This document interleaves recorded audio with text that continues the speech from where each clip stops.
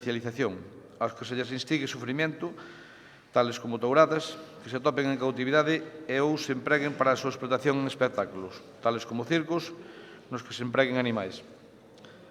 En ningún caso os concellos poderán financiar total ou parcialmente, con cargo aos fondos do Plan Único 2017, aqueles eventos nos que se fagan un uso sexista da identidade sexual ou nos que se celebren actividades que poidan ter a consideración de pexorativas da identidade de xénero ou sexual. Non sei se queren debate ou pasamos á votación.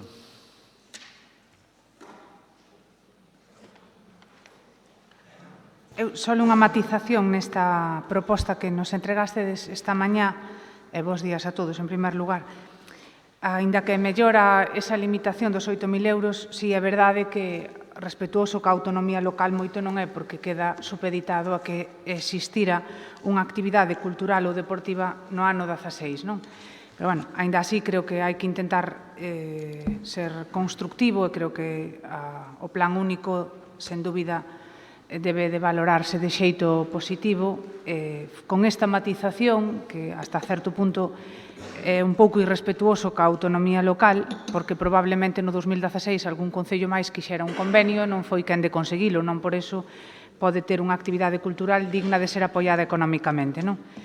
Pero, bueno, aínda así, vamos a facer un esforzo con esa matización e vamos a apoialo.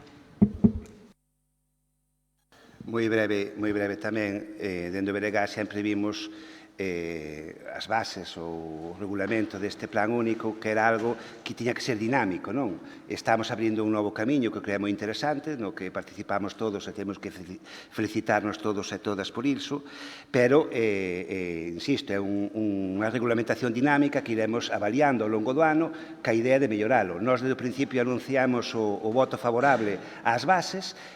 O que se introduce aquí mellora as bases. Nós éramos tamén os que pensábamos que en cuestións culturais ou cuestións, bueno, sobre todo culturais, non era xusto que houbera unha mesma limitación cando os concellos gastan cantidades moi diversas, non? Nese tipo de actividades mellorouse, que se valorase positivamente a mellora. Posiblemente, ao mellor, hai que estudiar no futuro quitar ese límite, pero xa se verá para o ano que ven. En todo caso, que valoramos moi positivamente. E, dende logo, a última, o de excluir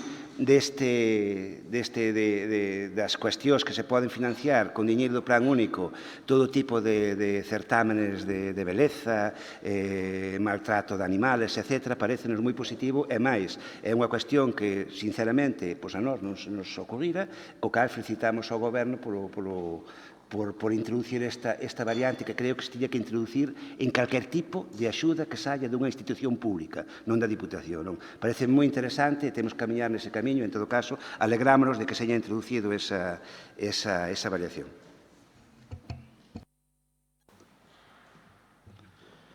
Entonces, entendo que hai unanimidade. Terceiro punto.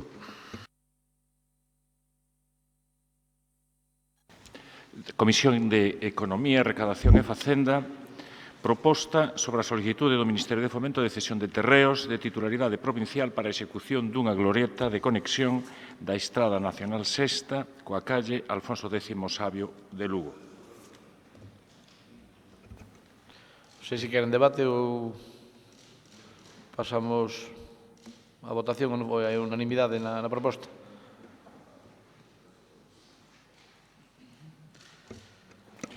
Dentro da mesma comisión, proposta de aceptación da cesión gratuita de parcela destinada á construcción e xestión do Centro de Atención a Persoas Maiores no Concello da Fonsagrada.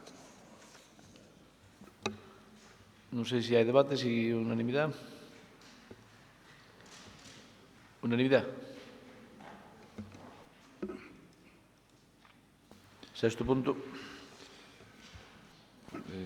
Quinto punto, proposta de aceptación de cesión gratuita de parcela para a construción e xestión de Centro de Atención a Persoas Maiores no Concello de Becerreá.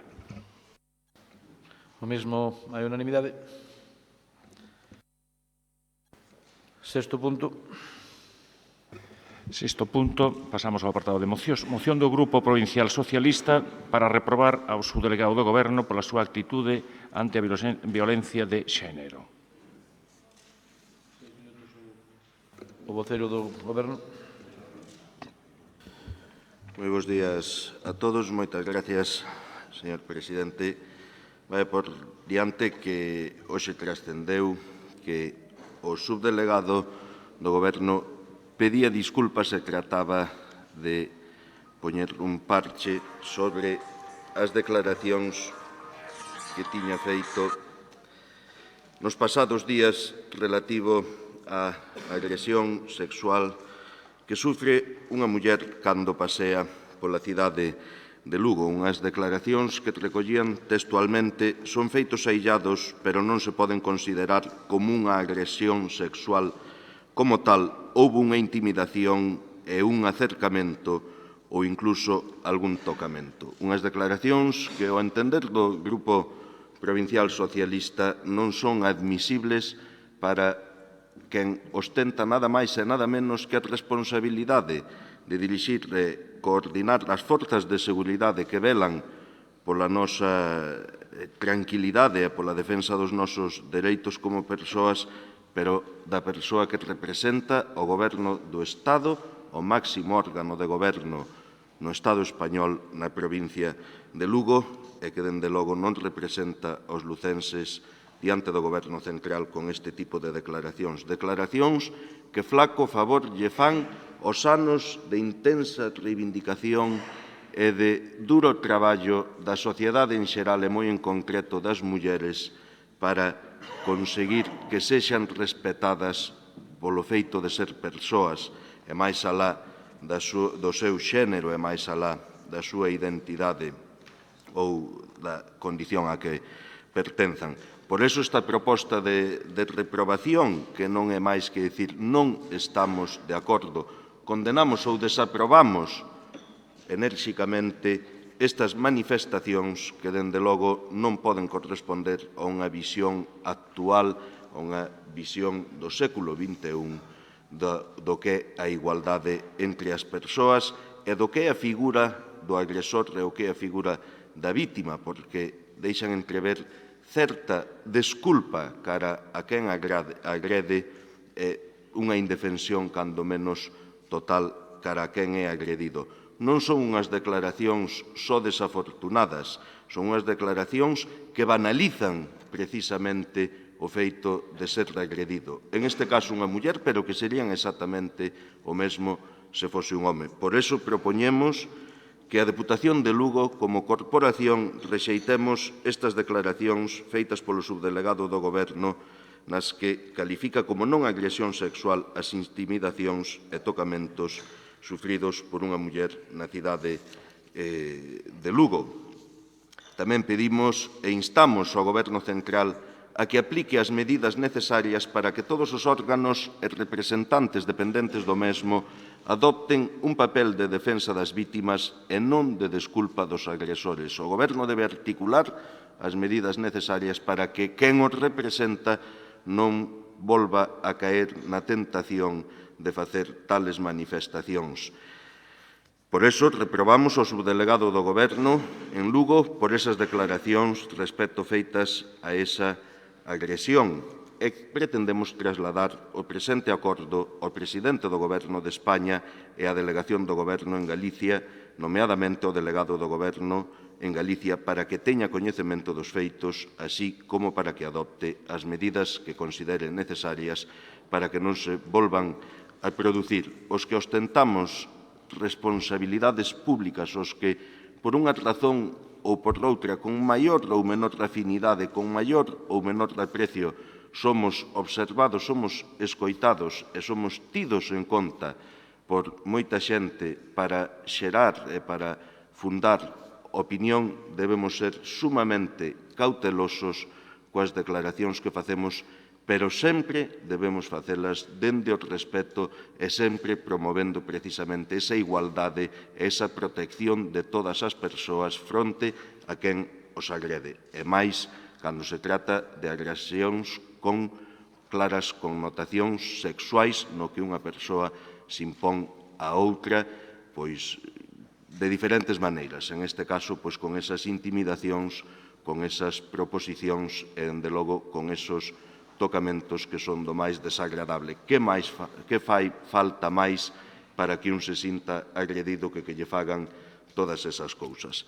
Esa é a proposta do Grupo Provincial Socialista, que esperamos ter o respaldo desde esa actitude, dende logo, construtiva de evitar que no futuro, por parte de responsables públicos e de responsables públicos de tanta trascendencia ou importancia como subdelegado do Goberno, se evite facer este tipo de manifestacións que poden conducir a unha interpretación ou a unha mentalización moi laxa, moi débil do que debe ser a protección das persoas.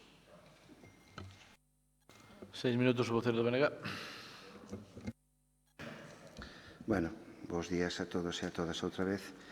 Dende o BNG, escoitando a intervención do portavoz do Grupo Socialista, compartimos na súa totalidade, compartimos completamente a intervención que fixo. En todo caso, eu puntualizar ou aumentar algunha consideración máis, non? Hai que ter en conta que estamos a falar dun tema que eu creo que cando sae que temos que poñernos todos moi serios. Estamos falando dun tema onde a violencia de carácter machista costa, ao final de ano, costa a vida a moitas dúcias de mulleres polo único feito, polo único delito de ser eso, mulleres. Pero non só iso, porque ese é a punta do iceberg, é o que trascende a sociedade, que son as mortas, os casos moi graves. Pero son outros miles e miles e miles de mulleres que sufren agresións, vexacións, desprezos e todo tipo de agravios polo feito ese, que é o único feito de ser mulleres. Entón, cando se fala dun tema dese calibre, eu creo que temos que ser moi cautelosos. E os que temos algún tipo de responsabilidade pública, en maior ou menor medida, temos que ser especialmente cautelosos. E máis, non nos sacamos da responsabilidade que podamos ter todos, tíamos que ser incluso moito máis militantes na nosa vida privada, nos comentarios que se fan ás veces nos bares, nos comentarios que se fan pola rúa, e non permitir ás veces banalizar ese tipo de actuacións ou ese tipo de actitudes contra as mulleres. E, dende logo, se quen banaliza ese tipo de comportamentos é unha persoa que ten un cargo público, cando menos merece un bon tirón de orellas. Hai que valorar positivamente as disculpas que trasladou, valórase positivamente, pero ainda así o feito está feito e a gravedade do feito é a que é. En todo caso, unha reprobación para que realmente se lembre a próxima vez que volva a falar diante dun micrófono dunha agresión a unha muller por calquer tipo, de calquer modalidade, pois venlle moi ben que aprenda a lección e que non volva a repetirse. Porque encima non é a primeira vez que comete este erro, que tamén hai que dicilo, non? Houbo meses atrás, ou semanas atrás, tamén certa polémica por outro caso de violacións, donde a policía, dado que presuntamente podía haber algún tipo de relación entre o sospeitoso e algún ex-policía, non foi o dirixente que tiña que ser para evitar que fora ocorrendo. Por lo menos, eso se traduciu das informacións de prensa, non? E aí tamén houbo, pensamos dentro do BNG, unha certa deixadez de funcións que creo que hai que cortar de raíz. Esperemos que esta reprobación que hoxe facemos, polo que vexo que se vai facer neste pleno, pois sirva de lección e, sobre todo, no futuro non volva a repetir comportamentos deste tipo e sirva, pois, como nos ten que servir a todos, porque creo que ninguén, insisto, está libre de que en algún ocasión cometéramos errores deste tipo, nos sirva a todos para ir mellorando esa cuestión e entre todos podemos ir aminorando, non? Esa lacra que está asolando a nosa sociedade, que é o menosprecio ás mulleres polo simple feito de ser mulleres.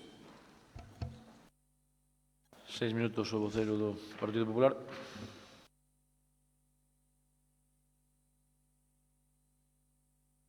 Alarma social é un caso puntual, evidentemente tampouco somos alleos a aquilo que pase na nosa cidade, que debemos de tratar de evitar que non se cree esa alarma social, é un caso puntual, evidentemente tampouco somos alleos a aquilo que pase na nosa cidade. En este tema, pois, teño xa falado en varias ocasións co subdelegado.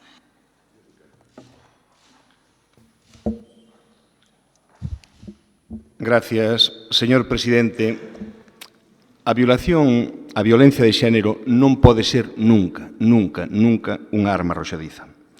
Todos os partidos traballamos duramente contra a violencia machista. E isto ten que ser unha cuestión de Estado. Vaya por diante a nosa condena contra calquera manifestación da violencia de xénero e o noso apoio e respeto a todas as víctimas.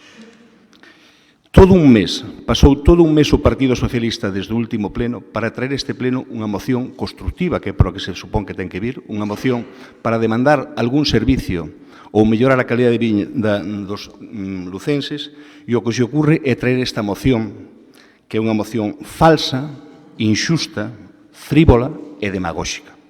Señor Santos, como portavoz do Partido Socialista, promotor e firmante desta moción, pregúntolle, non se lle cae a cara de vergonza? Ata onde queremos manchar esta institución? Ata onde queremos xugar co dor das víctimas da violencia de xénero para a súa promoción política? Lamento profundamente que o Grupo Provincial do PSOE poida caer tan baixo. Tenta xugar coa credibilidade e a honrabilidade das persoas, poñendo unha vez máis a esta institución a prol dos intereses partidistas. Ata onde queren ensuciar a vida pública? Ata onde queren baixar o listón? Hasta onde usted poda pasar, entonces hai que metelo debaixo da terra. Pretenden a reprobación dunha persoa seria, honrada, traballadora e moi valorada por toda a sociedade lucense. Unha persoa intachable, cunha traxectoria pública longa e envexable, tanto na Administración local, como no Parlamento de Galicia, como na Delegación de Agricultura e agora na súa etapa ao fronte da súa delegación do Goberno. Pregúntome se habrá que pensar se é suficiente para que o nombre de don Ramón Carballo puidera aparecer recentemente nos medios de comunicación augurándolle distintas responsabilidades para que teñan que ensuciar o seu bo nome. Tan nervioso os pon o señor Carballo? Tanto tamén o seu bo nome e a súa magnífica reputación en Lugo que dun xeito torticero, frívolo, desleal e inxusta o intentan cuestionar? A nosa portavoz poñía fai un minuto as declaracións que fixo a súa compañeira e alcaldesa de Lugo non ante unha agresión sexual como foi no Paseo do Miño, sino ante unha violación consumada que se produxo en Lugo e resulta que tamén a señora alcaldesa decía que era un feito puntual. O señor Carballo dice tamén, claro que é un feito puntual. Por desgracia, a usted gustaríalle que non fora un tema puntual, pero mire, afortunadamente, tendo que condenar toda agresión sexista e machista, na nosa cidade son temas puntuales porque non acontecen todos os días. Acaso van traer aquí a reprobación da señora alcaldesa de Lugo, que sí que son bastante máis graves que as do señor Ramón Carballo? Non, aí tocamos temas de partido. Recórdolle que lle está dando tanto a cabeza que nesta sesión plenaria con luz e taquígrafos fai unha auténtica difamación chamándolle a todos homes e mulleres do Partido Popular maltratadores de mulleres. Está recollida na acta a súa compañeira Sonsoles. Tamén a vamos a reprobar. Hasta onde queren baixar o listón? Mire, non se pode utilizar unha institución pensando solo no ego dun partido e no ego personal. Eu entendo que a usted as cousas en Friol llevan mal. Llevan moi mal. Tanto é así que, bueno, se pode dicir que o mellor nas próximas non sai nin concelleiro. E parece ser que se intenta colocar usted en Lugo. E claro, hai que ganar puntos. E o mellor xeito de ganar puntos en Lugo, desde o seu punto de vista, cal é? Difamar o que a prensa dice que pode ser un contrincante. Non podemos utilizar as institucións deste xeito. Temos que ser serios. Somos representantes políticos. Temos que dar imaxe á sociedade que se reflexa en nós. E o que non podemos facer é bromear. O que non podemos facer é tontear ca violencia de xénero. Usted preocupouse de falar coa víctima? Preocupouse de saber como estaba? Usted preocupouse de ler os informes policiais? Usted preocupouse de preguntarlle á víctima se estaba disposta a soportar que usted dun xeito torticero a utilice neste pleno para unha cuestión súa?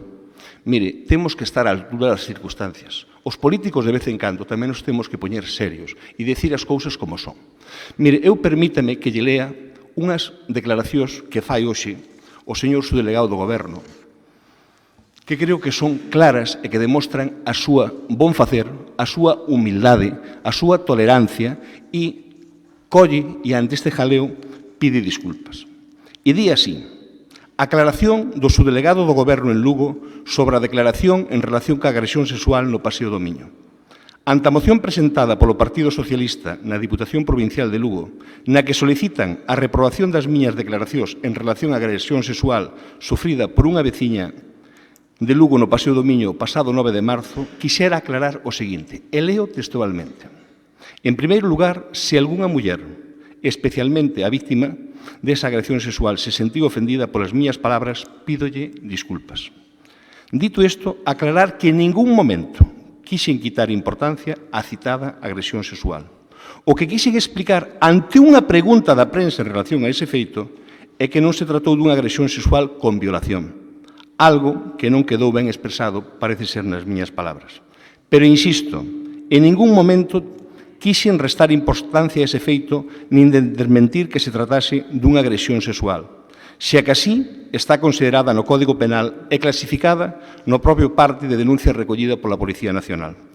Quixera reiterar, ademais, a miña máis firme condena a este tipo de actos delictivos e lembrar que os forzos e corpas de seguridade do Estado seguen a traballar para esclarecer este feito, como tamén para evitar que se poidan producir outros semellantes.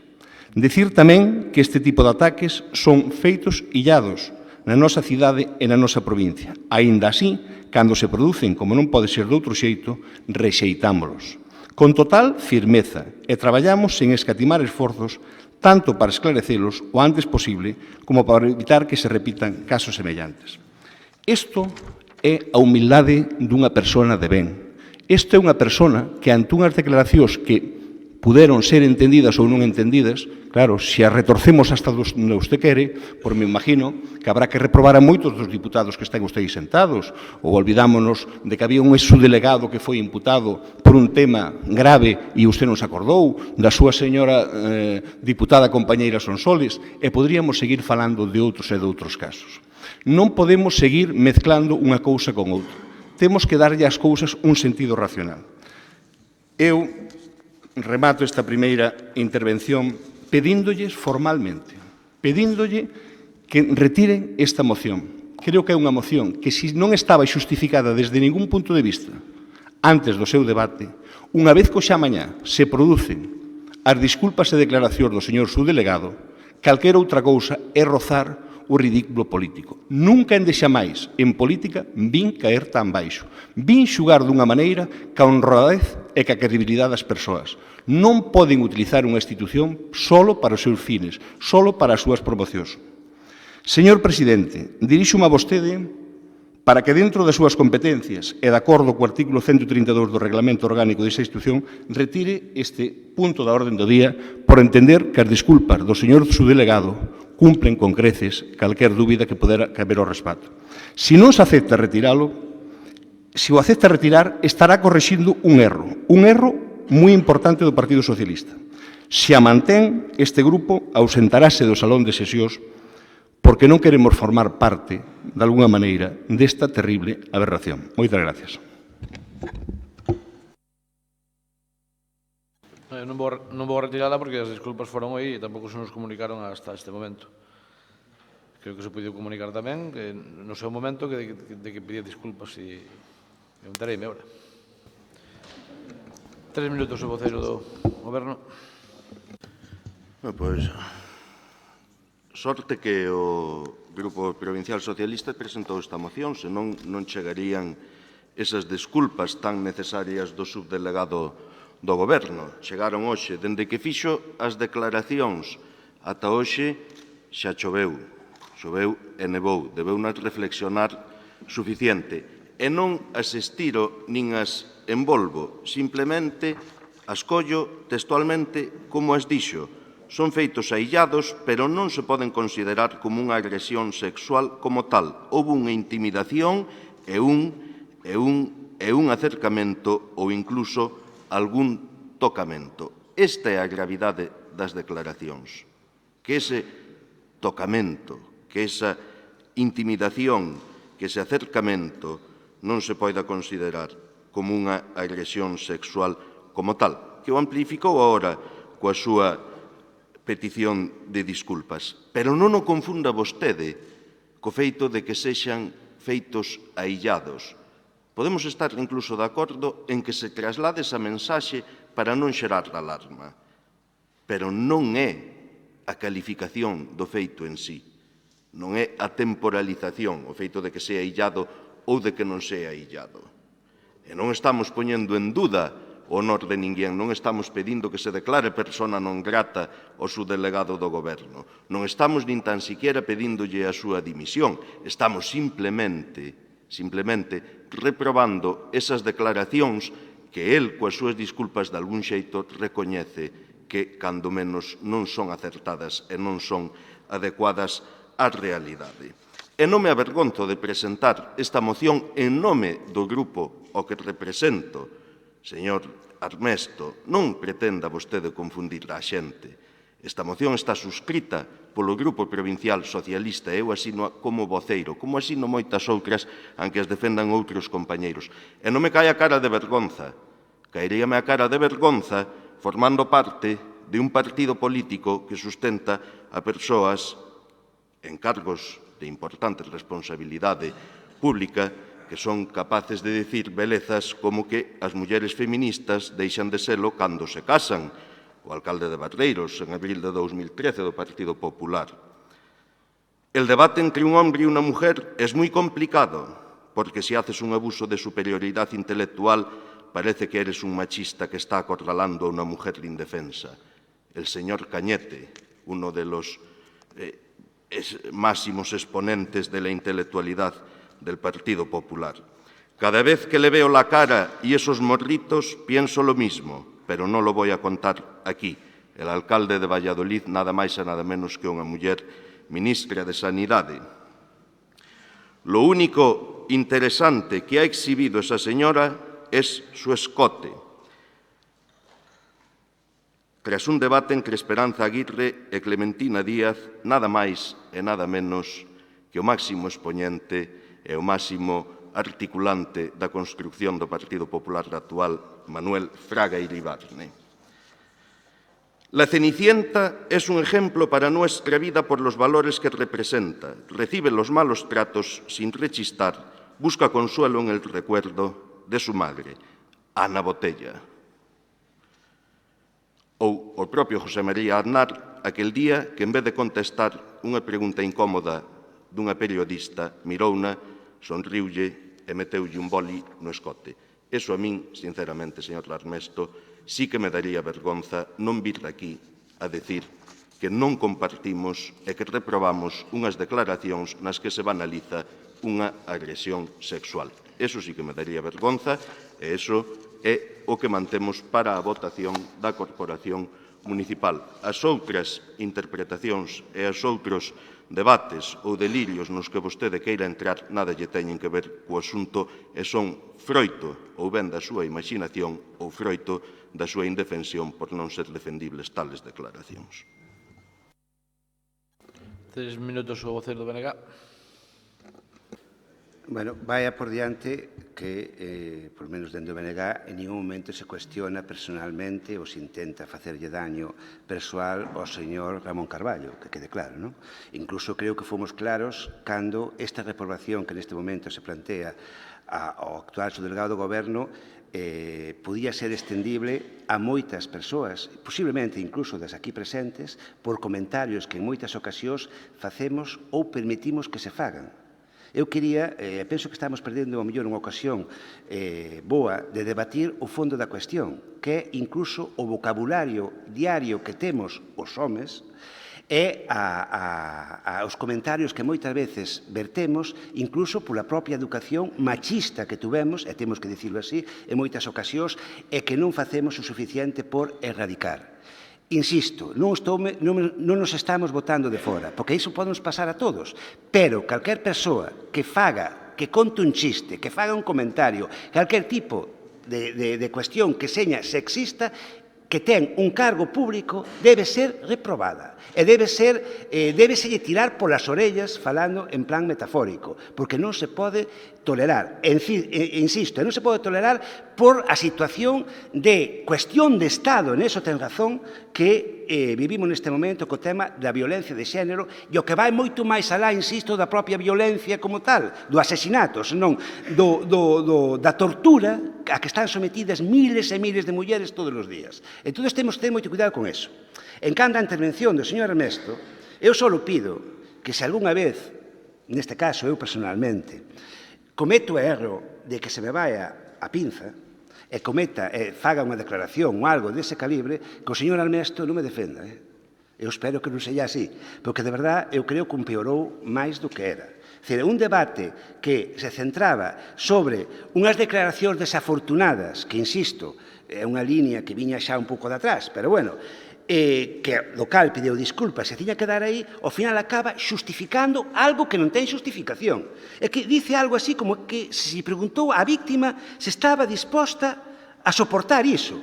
É que a víctima hai que preguntarlle se está disposta a aguantalo. Se vemos mulleres maltratadas que están defendendo aos seus maridos. Están defendendo aos seus maridos. Mulleres maltratadas. Non se pode xamais xustificar unha actuación deste tipo. Non se pode xustificar. Se cometemos ese erro e ninguén está libre, eu son o primeiro que digo que o podo cometer en calquer momento, automáticamente non ten xustificación. Hai que pedir disculpas hasta onde seña posible e intentar que xamais volva a ocurrir. E ten razón o señor Santos cando dice que non se está pedindo a súa dimisión, nin se está pedindo, declarando persoa non grata. Está así tirando das orellas porque cometeu un erro, nada máis. Que insisto que nos pode pasar a calquera, sobre todo, lóxicamente, aos homes. Eu gustaríame que reflexionáramos todos aquí, nas reunións incluso políticas internas, cantas comentarios sexistas se verten donde toleramos que se fagan.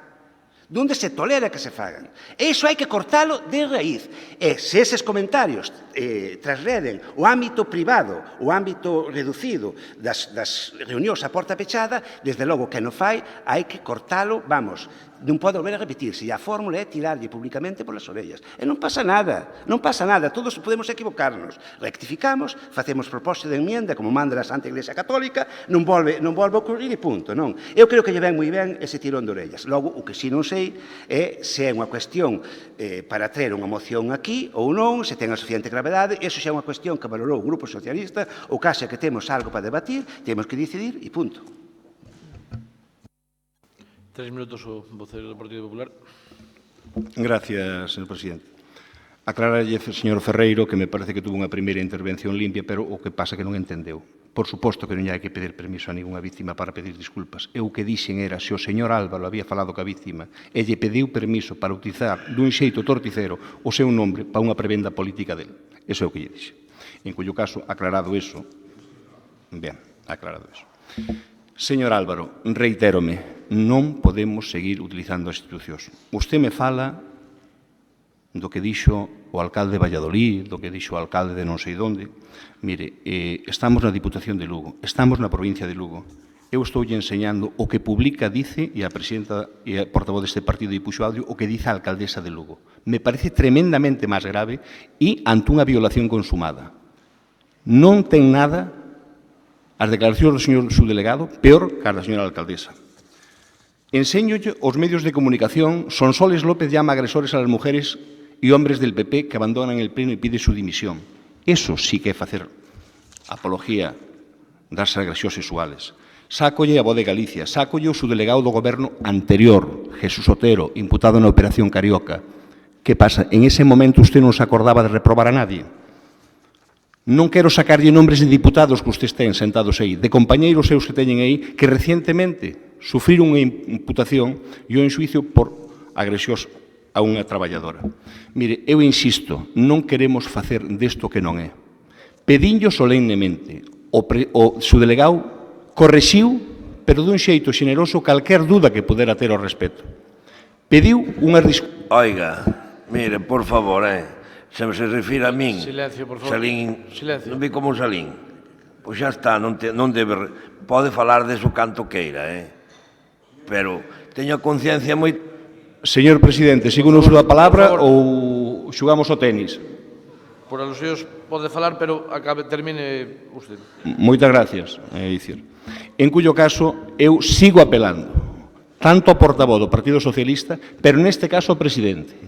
Pídolle responsabilidade, pídolle altura de miras, pídolle que un tema que o propio Bloque dice que posiblemente este masificado presentando unha moción sobre o tema, pídolle un tema que retiren isto e que faga e acerte unha vez máis. Estánse cometendo un erro. Hasta onde queren baixar o listón? Si seguimos con este listón, cada pleno vamos a baixalo máis. E que non vamos a poder falar, pois anda que non teñen ustedes, empezando pola presidencia, portavoces que se ocurren de vez en cando algunhas barbaridades como para ter que reprimilas. Insisto, señor presidente, debatiuse, xa conseguiron o seu logro político, retire o tema e, se non, insisto, este grupo non vai formar parte desta vendetta. Moitas gracias. Un minuto para rematar. Moitas gracias, señor presidente. De verdade, señor Armesto, eu pensei que usted non poidese caer tan baixo ou que tivese tan pouco coñecemento. Como pode invitarme a ler os informes policiais os que eu non sei en razón de que podo ter acceso? Terá acceso o subdelegado do Goberno, pero o subdelegado do Goberno nesta Diputación acceso a informes non lle podemos pedir. Recórdese de aquel hecho daquela maneira que aínda non chegou hoxe a esta institución. Recórdese daquelo. Non me diga vostede se falei coa vítima para pedirlle permiso para usar o seu nome. Dígame onde figura o seu nome na nosa proposta. O que criticamos son unhas declaracións do subdelegado do Goberno que fai a raíz duns feitos, pero que abranguen unha amplitude total de calquera feito que se poida producir en torno a este ámbito, o das agresións sexuais. Quizáis, se o subdelegado do Goberno tivese lido eses informes antes de facer as súas disculpas hoxe, xa non houbera feito esas declaracións, porque parece ser que os recoñecen como tal a lei e os propios informes policiais, os que el ten acceso, non eu, nin vostede por conduto normal, non sei se por outros os teñen que posiblemente sí, pero esos serán cuestións que deban explicar vostedes. E de verdade, non mezcle, teña o valor de debatir sobre o que se está debatindo, sobre se estas declaracións son acertadas e adecuadas ou non. Non se enreden outras cousas, porque, de verdade, que impídenlle que realmente mostre unha postura clara sobre a agresión sexual, sobre a violencia sexual entre persoas. E, de verdade, intenten votar. Non lle dean á cidadanía esa imaxe de que o Partido Popular, ante a violencia sexual ou a violencia machista, o que fai é irse e esconderse. Retira. Ben, entonces nos ausentámonos. Me imagino que neste tema tamén lle deberían dar libertad os seus diputados para votar, porque estou seguro, moi seguro, de que moitos deles tamén votarían en sentido contrario. Moitas gracias. Señor presidente, se me permite, espero que o señor Armesto retire o que acaba de dicir, porque lle vou dicir unha cousa, señor Armesto. Teño todos os testigos que son os que están no pleno, e a salida do pleno sabe que dixo a súa portavoz que o señor Carballo estaba enterado de que iban ir o jueves a Pol. Así lle saliu. Eu, gracias a Dios, salín dese fracaso de insulto por parte dunha secretaria. Por lo tanto, gracias, señor presidente, e creo que me sinto orgulloso e vergonza lle deberá dar ao señor Armesto sacar eso a relucir cando en todos os medios e a Fiscalía pois me sacou a suelto. Moitas gracias. Ben, debatido o tema, pasamos á votación. Votos a favor? Abstencións? En contra non hai. Queda aprobada a moción.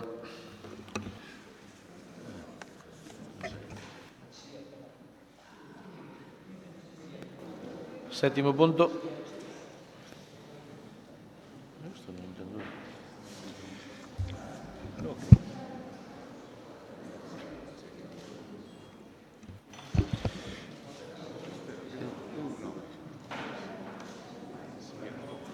Sí, está aí, non?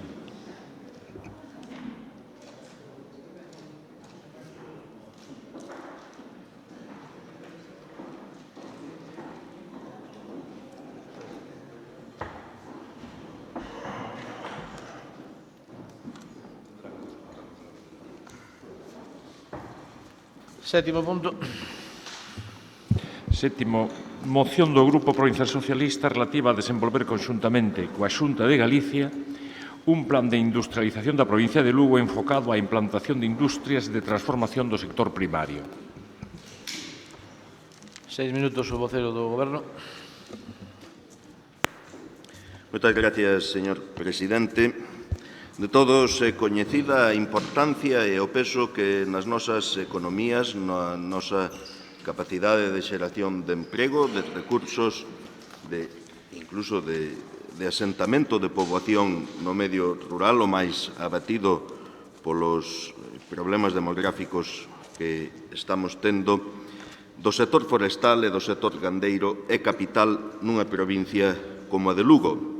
É capital tamén no conxunto da autonomía, onde temos un peso preponderante sobre a produción en todo o Estado, pero, sin embargo, non temos esa canalización ou ese tecido transformador que permita que o valor engadido de esas materias primas que se xeran na cadea de valor quede ou permanezca no territorio onde son producidas. Galicia produce nada máis e nada menos que o 60% da madeira que se tala en España.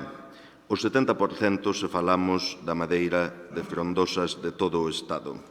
O sector gandeiro, moi en concreto, o leiteiro, onde Galicia é o principal produtor do Estado con máis do 38% da produción española, a provincia de Lugo adquire un peso moi significante e moi importante, máis de 1 millón de toneladas de leite ao ano, o que representa o 43% da produción total de Galicia. O noso posicionamento macroeconómico ou neste estado ou neste sistema económico global e a nivel interno significa para nós o sector primario nada máis e nada menos que o 12,5% do Produto Interior Bruto da provincia. O sector industrial representa o 17,9% do PIB na provincia de Lugo, pero se entramos un pouco no detalle das industrias, da tipoloxía que conforman ese tecido industrial, dámonos conta que boa parte, cando non a maior parte da industria da provincia, está vencellada ao sector primario, sobre todo, precisamente, a este gandeiro e forestal. Se somos a primeira produtora de materia prima no sector forestal no Estado, non temos a concentración de empresas transformadoras que se concentran en outras comunidades que non teñen a capacidade de aportación de materia prima como a nosa, como é Cataluña, co 17,34%, Andalucía, o 14,38%, a Comunidade Valenciana, o 13,57%, ou o propio Madrid, co 9,58%. As industrias que existen en Lugo, que sí existen e son moitas, son maioritariamente da primeira transformación do serrado e da preparación para trasladala e para introducila na segunda fase de produción e transformación forestal.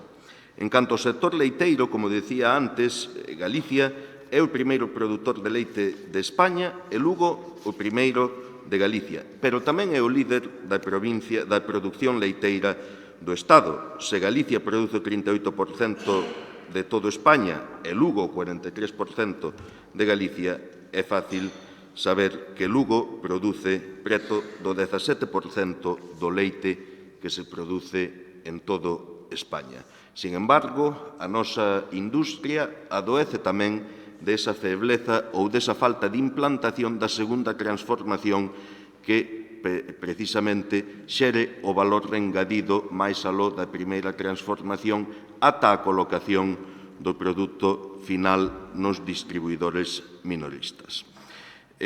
Con esa industria de transformación que produce casi exclusivamente leite líquida e enviando fora da provincia, sobre todo ao resto de España e parte tamén ao estranxeiro, pero sobre todo ao resto de España, leite refrixerada para a posterior transformación secundaria, a leite na que se vai precisamente o beneficio, o valor engadido do que producimos na nosa terra.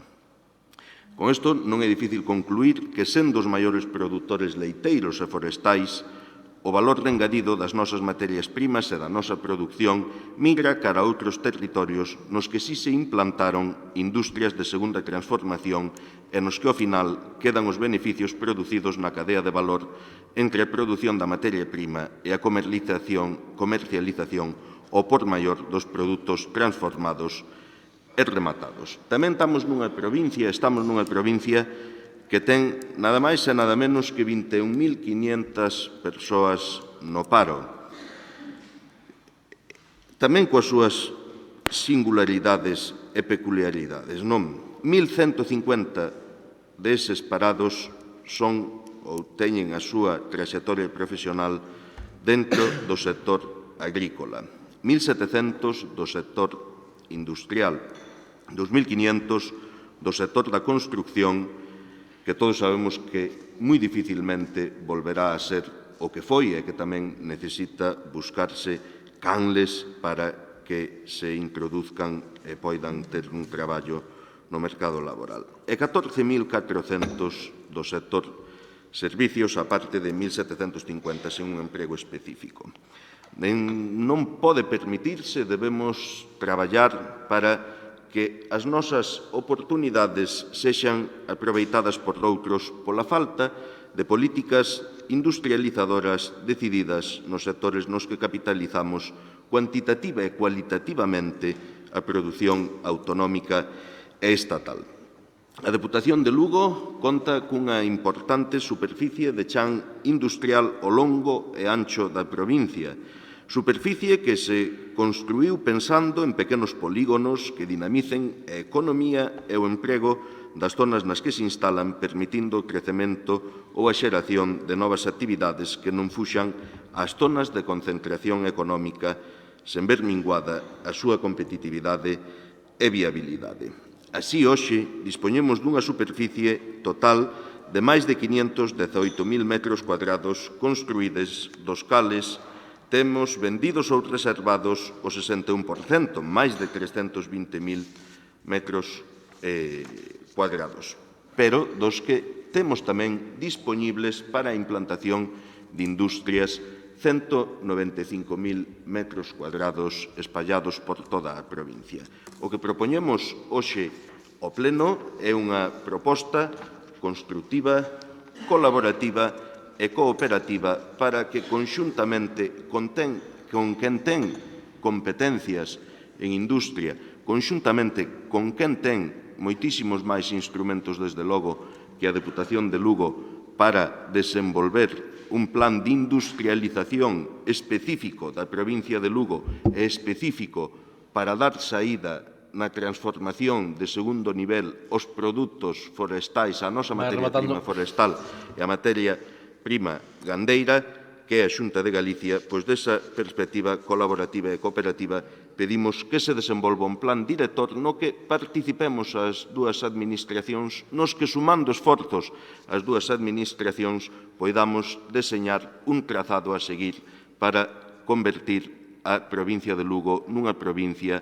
industrializada que xera emprego e que xera, ademais, recursos económicos a través do aproveitamento de toda a cadea de valor das súas materias primas. Para elo, pedimos ao Pleno da Deputación tamén esa conformidade para poñer a disposición deste plan que se poida desenvolver conxuntamente coa Xunta de Galicia eses 195.000 metros cuadrados de superficie industrial hoxe dispoñibles, que poden ser máis no futuro en novos polígonos, a un prezo que se considere no desenvolvemento dese plan o máis axeitado para favorecer e para ter un efecto chamada sobre a industria que queira implantarse na provincia de Lugo.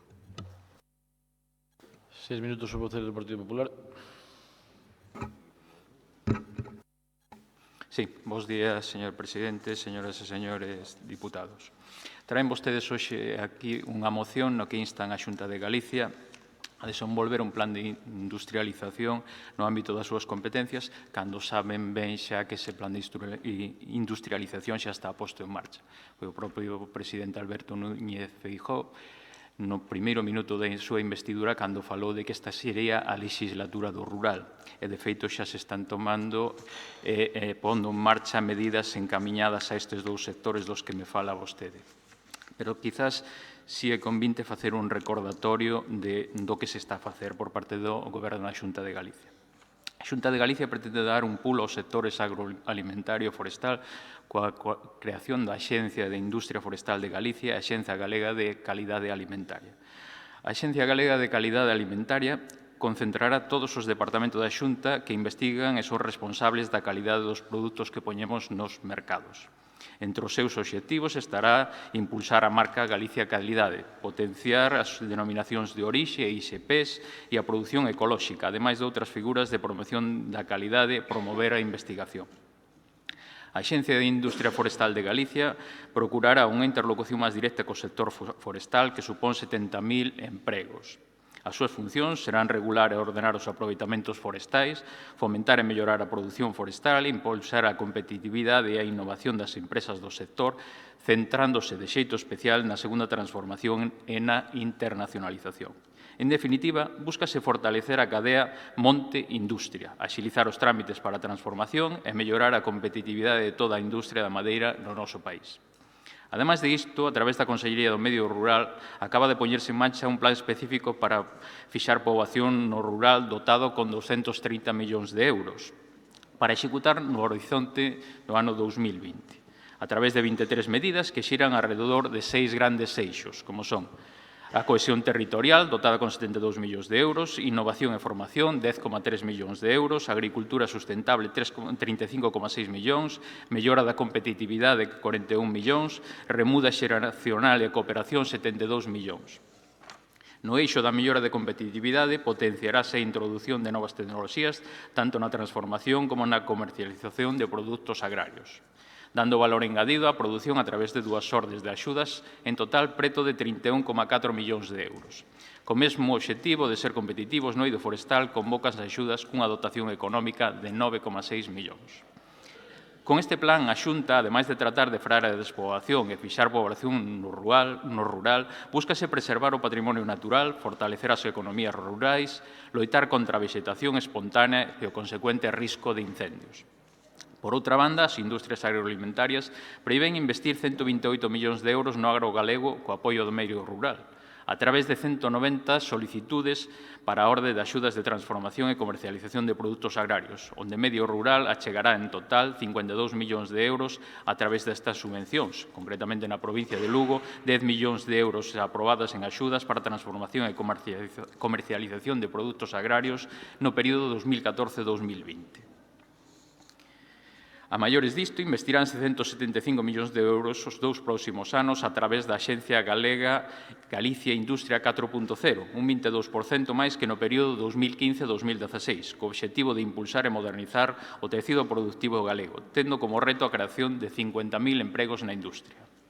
Nos dous primeiros anos de posta en marcha a través do programa de bonificación de solo empresarial, adxudicáronse ata data máis de 728.000 metros cuadrados en parques industriais, con descontos de ata 50% do seu prezo. Debemos resaltar tamén que a Xunta porá en marcha este ano cun investimento de máis de 30 millóns de euros o programa de formación e emprendemento no rural, unha iniciativa novidosa que ten como obxectivo fixar poboación nas zonas menos poboadas de Galicia, con 10 medidas coas cales se pretende beneficiar a 13.000 persoas a través de dous eixos, como son a formación e o apoio ao emprendemento. Para mellorar a empregabilidade, aumentarase a oferta formativa en materia forestal, carpintería e madeira nos centros de formación profesional. A formación aporta dotada con 1 millón de euros e outra actuación pioneira para concellos que non conten con centros homologados. Reforzarás as aceleradoras de emprego, priorizando os concellos con menos recursos e investiránse 12,5 millóns de euros na posta en marcha de 70 obradoiros de emprego centrados no rural. Para impulsar o emprendemento rural, activaránse 5 medidas. O programa Galicia Emprende Rural, dotado con 2,5 millóns de euros, promoverá a diversificación e a creación de novas empresas fora do ámbito agrícola. En definitiva, señor Santos, non imos votar a favor desta moción porque saben moi ben vostedes que o ámbito da actuación da Xunta de Galicia non é só provincial, senón que ten que ser autonómica a toda a comunidade. E xa existe un plan de industrialización posto en marcha en Galicia, que é a Axenda de Competitividade Industrial Galicia Industria 4.0, da que lle falei co horizonte 2015-2020. Cuestión distinta é que se inste a Xunta de Galicia a actuar en favor do desenvolvemento industrial de Galicia ao beiro dos actuais plans postos en marcha pola Xunta. E por iso lle emprazo a unha emenda de sustitución na que o acordo que se plantexa é o seguinte: a Deputación Provincial de Lugo insta a Xunta de Galicia a seguir actuando a favor do desenvolvemento industrial de Galicia ao beiro dos actuais plans da Xunta, Axenda Galicia, Industria 4.0, RIS 3, Plan de Emprendemento e Fixación de Población no Rural, etc., e a Axencia Galega de Industria Forestal con especial atención á provincia de Lugo, xestión e aproveitamento dos recursos naturais. 3 minutos o vocero do PSOE.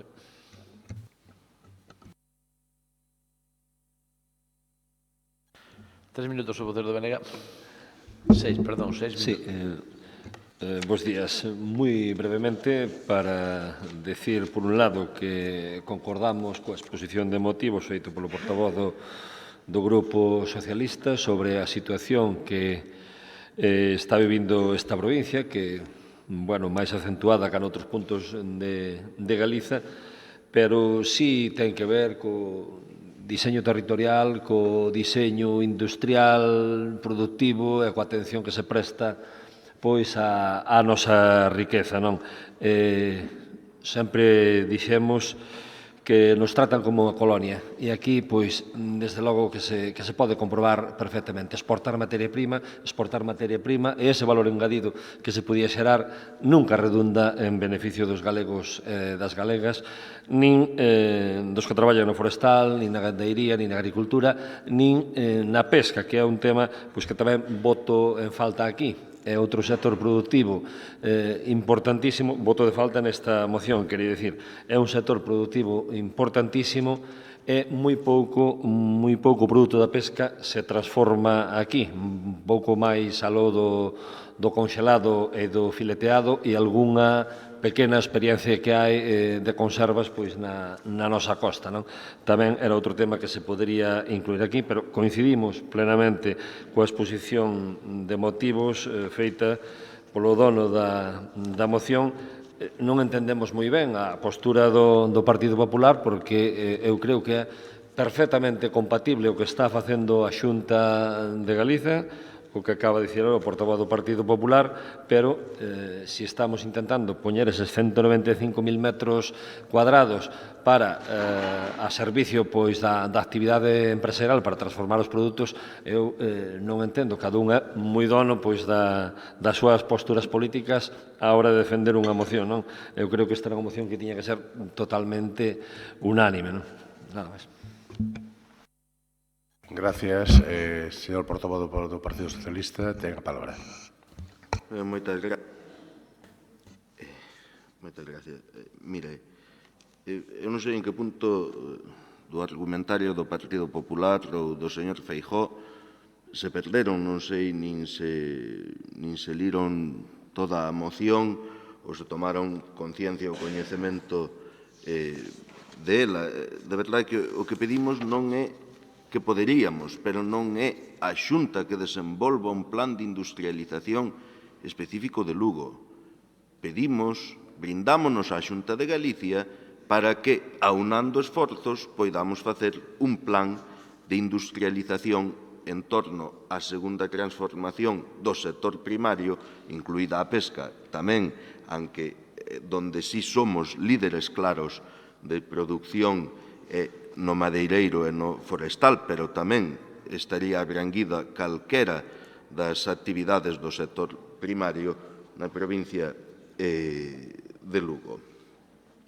Está moi ben impulsar as denominacións de orixe, as demarcacións xeográficas, as marcas de calidade. Está moi ben, ninguén o critica e ninguén o reprocha.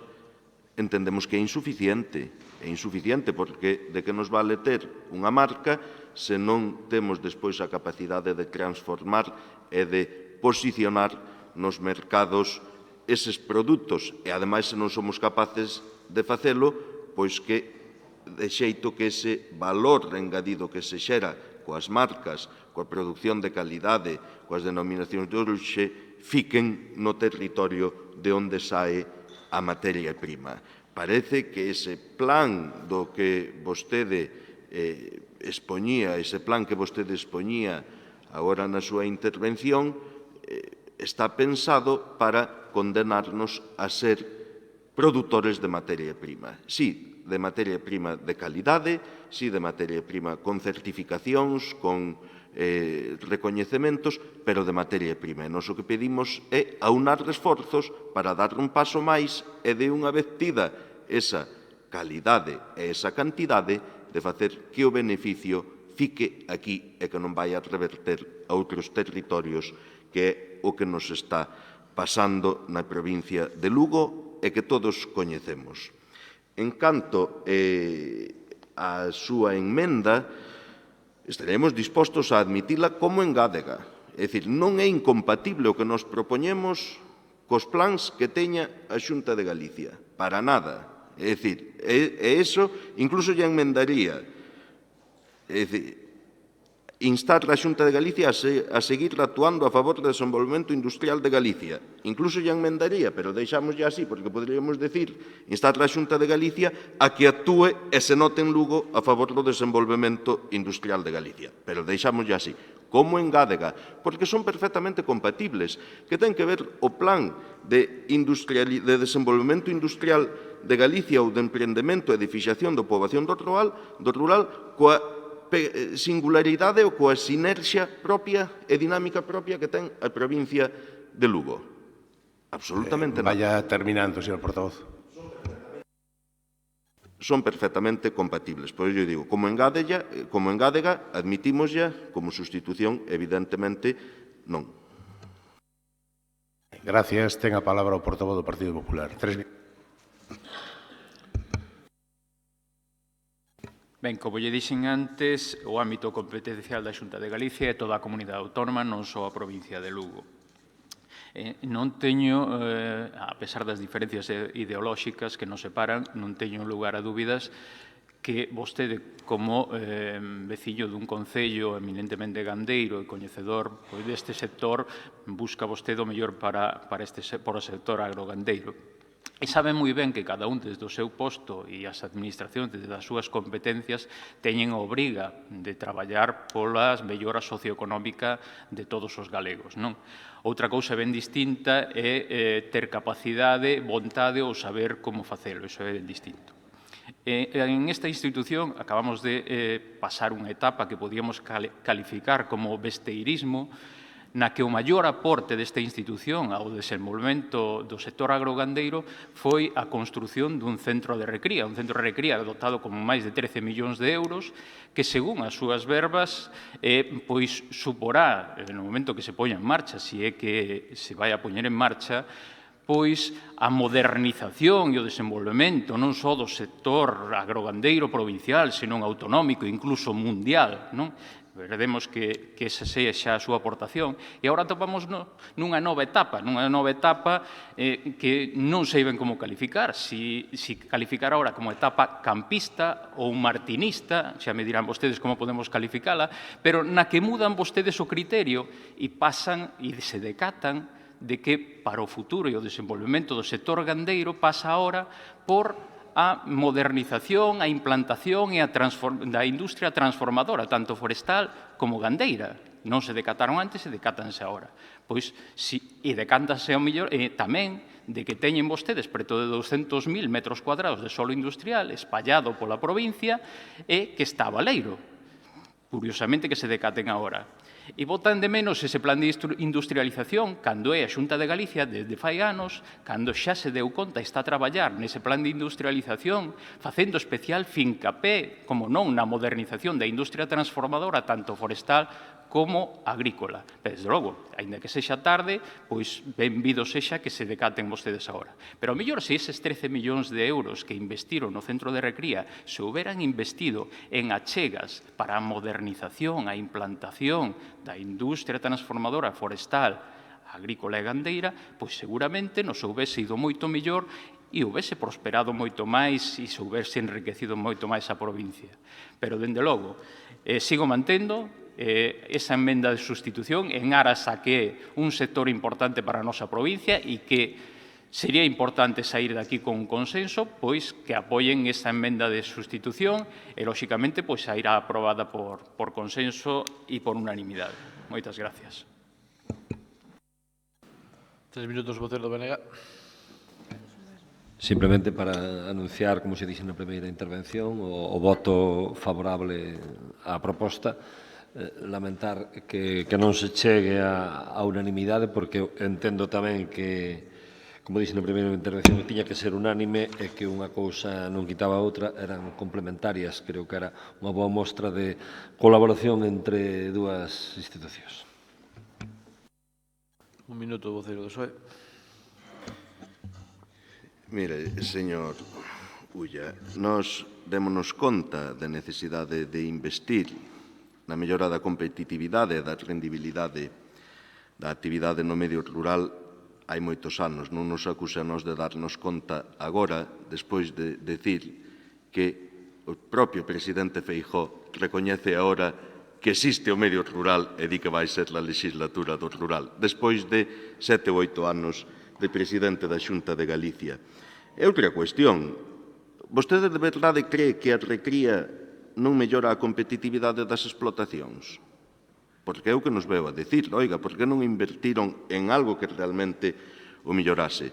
Sinceramente, facemos esta proposta porque queremos que o valor que xera o que nos dá a terra e o noso traballo quede tamén na nosa terra e na nosa sociedade. A min paréceme o máis xusto que Lugo, sendo o maior produtor de leite e de madeira do Estado, non merece ter unha industria de transformación propia, señor Lulla. Eu creo que sí. Sendo o maior produtor, eu creo que sí que merece ter esa industria de segunda transformación propia. Outra cousa é que iremos vendo e quizáis ao Partido Popular lle interese levala a franxa atlántica que é onde lle gusta investir. Ben, debatida a moción, pasamos á votación. Votos a favor. Abstencións. Votos en contra. Queda aprobada a moción. Asunto número 8. Moción do Grupo Provincial do Bloque Nacionalista Galego para que a Deputación de Lugo declare a provincia de Lugo libre de touradas e contraria á súa celebración. 6 minutos, o voceiro do BNG. Traemos de novo esta proposta, xa foi debatida aquí noutra ocasión, foi debatida o 27 de outubro de 2015 e a nosa intención, desde logo, que é coincidindo coa imensa maioría da población lucense, coa imensa maioría dos galegos e das galegas, que esta provincia sexa contraria á celebración de touradas. Lamentamos que naquela ocasión non saíra adiante esta proposta. Curiosamente, aquí, moi cerca, no concello de Lugo, fai pouco, aprobouse unha moción neste sentido, unha moción que presentou o Partido Socialista en a que se contou coa abstención do Partido Popular. A nós, desde logo, que nos gustaría que esta proposta que hoxe traemos aquí fora unánime, non? Como decía antes, creo que non hai pobo máis achegado e máis apegado aos animais como o pobo galego. Creo que ningún dos que estamos aquí presentes, eu penso que todos, dun xeito ou doutro, temos convivido con animais ou temos vivido ao lado de casas donde había animais. Sabemos o agarimo con que os nosos antepasados trataron sempre os animais, maiormente o gando vacún, que foi o que deu de comer a este país. Como decía Castelao, que no escudo de Galiza debera figurar unha vaca, non? Pola fame que leva sacada. Bueno, Fora desta visión, ao mellor demasiado bucólico, sentimentalista, vamos á realidade. Hoxe en día é inaceptable en calquer país de Europa pois que en moitos sitios, e curiosamente aquí na provincia de Lugo, pois en determinados concellos, incluso se anuncia para o mes de xuño unha tourada nun concello daqui de cerca de Lugo, eu creo que en moitos países de Europa pois se siguen botando as maus á cabeza, co que ocorre no Estado español, en moitos povos do Estado español, agora xa menos, hai povos como a Cataluña e como a Canarias, pois que se manifestaron en contra das touradas, non? Digo que esta moción pois non deberá ter maior debate que sumarnos os tres grupos políticos en torno a esta proposta que facemos, que é que, en primeiro lugar, se declara a Diputación de Lugo como institución contraria ás touradas, impedindo que os fondos provinciais ou imaxe da Diputación dean calquera tipo de soporte ou cobertura a este negocio. E instar tamén a Xunta o desenvolvemento das iniciativas legislativas necesarias para abolir as touradas en todo o territorio de Galiza e instar a Xunta a eliminar o apartado segundo do artigo 5º da Lei 193 de protección dos animais domésticos salvaxes en cautividade, que é donde se fai unha excepcionalidade coas touradas. Manifestar tamén a adhesión da Diputación de Lugo á rede de municipios galegos pola abolición e notificar este acordo aos concellos da provincia de Lugo e á Xunta de Galicia, así como instalos tamén a que tomen acordos semellantes a este. 6 minutos o vocero do Partido Popular.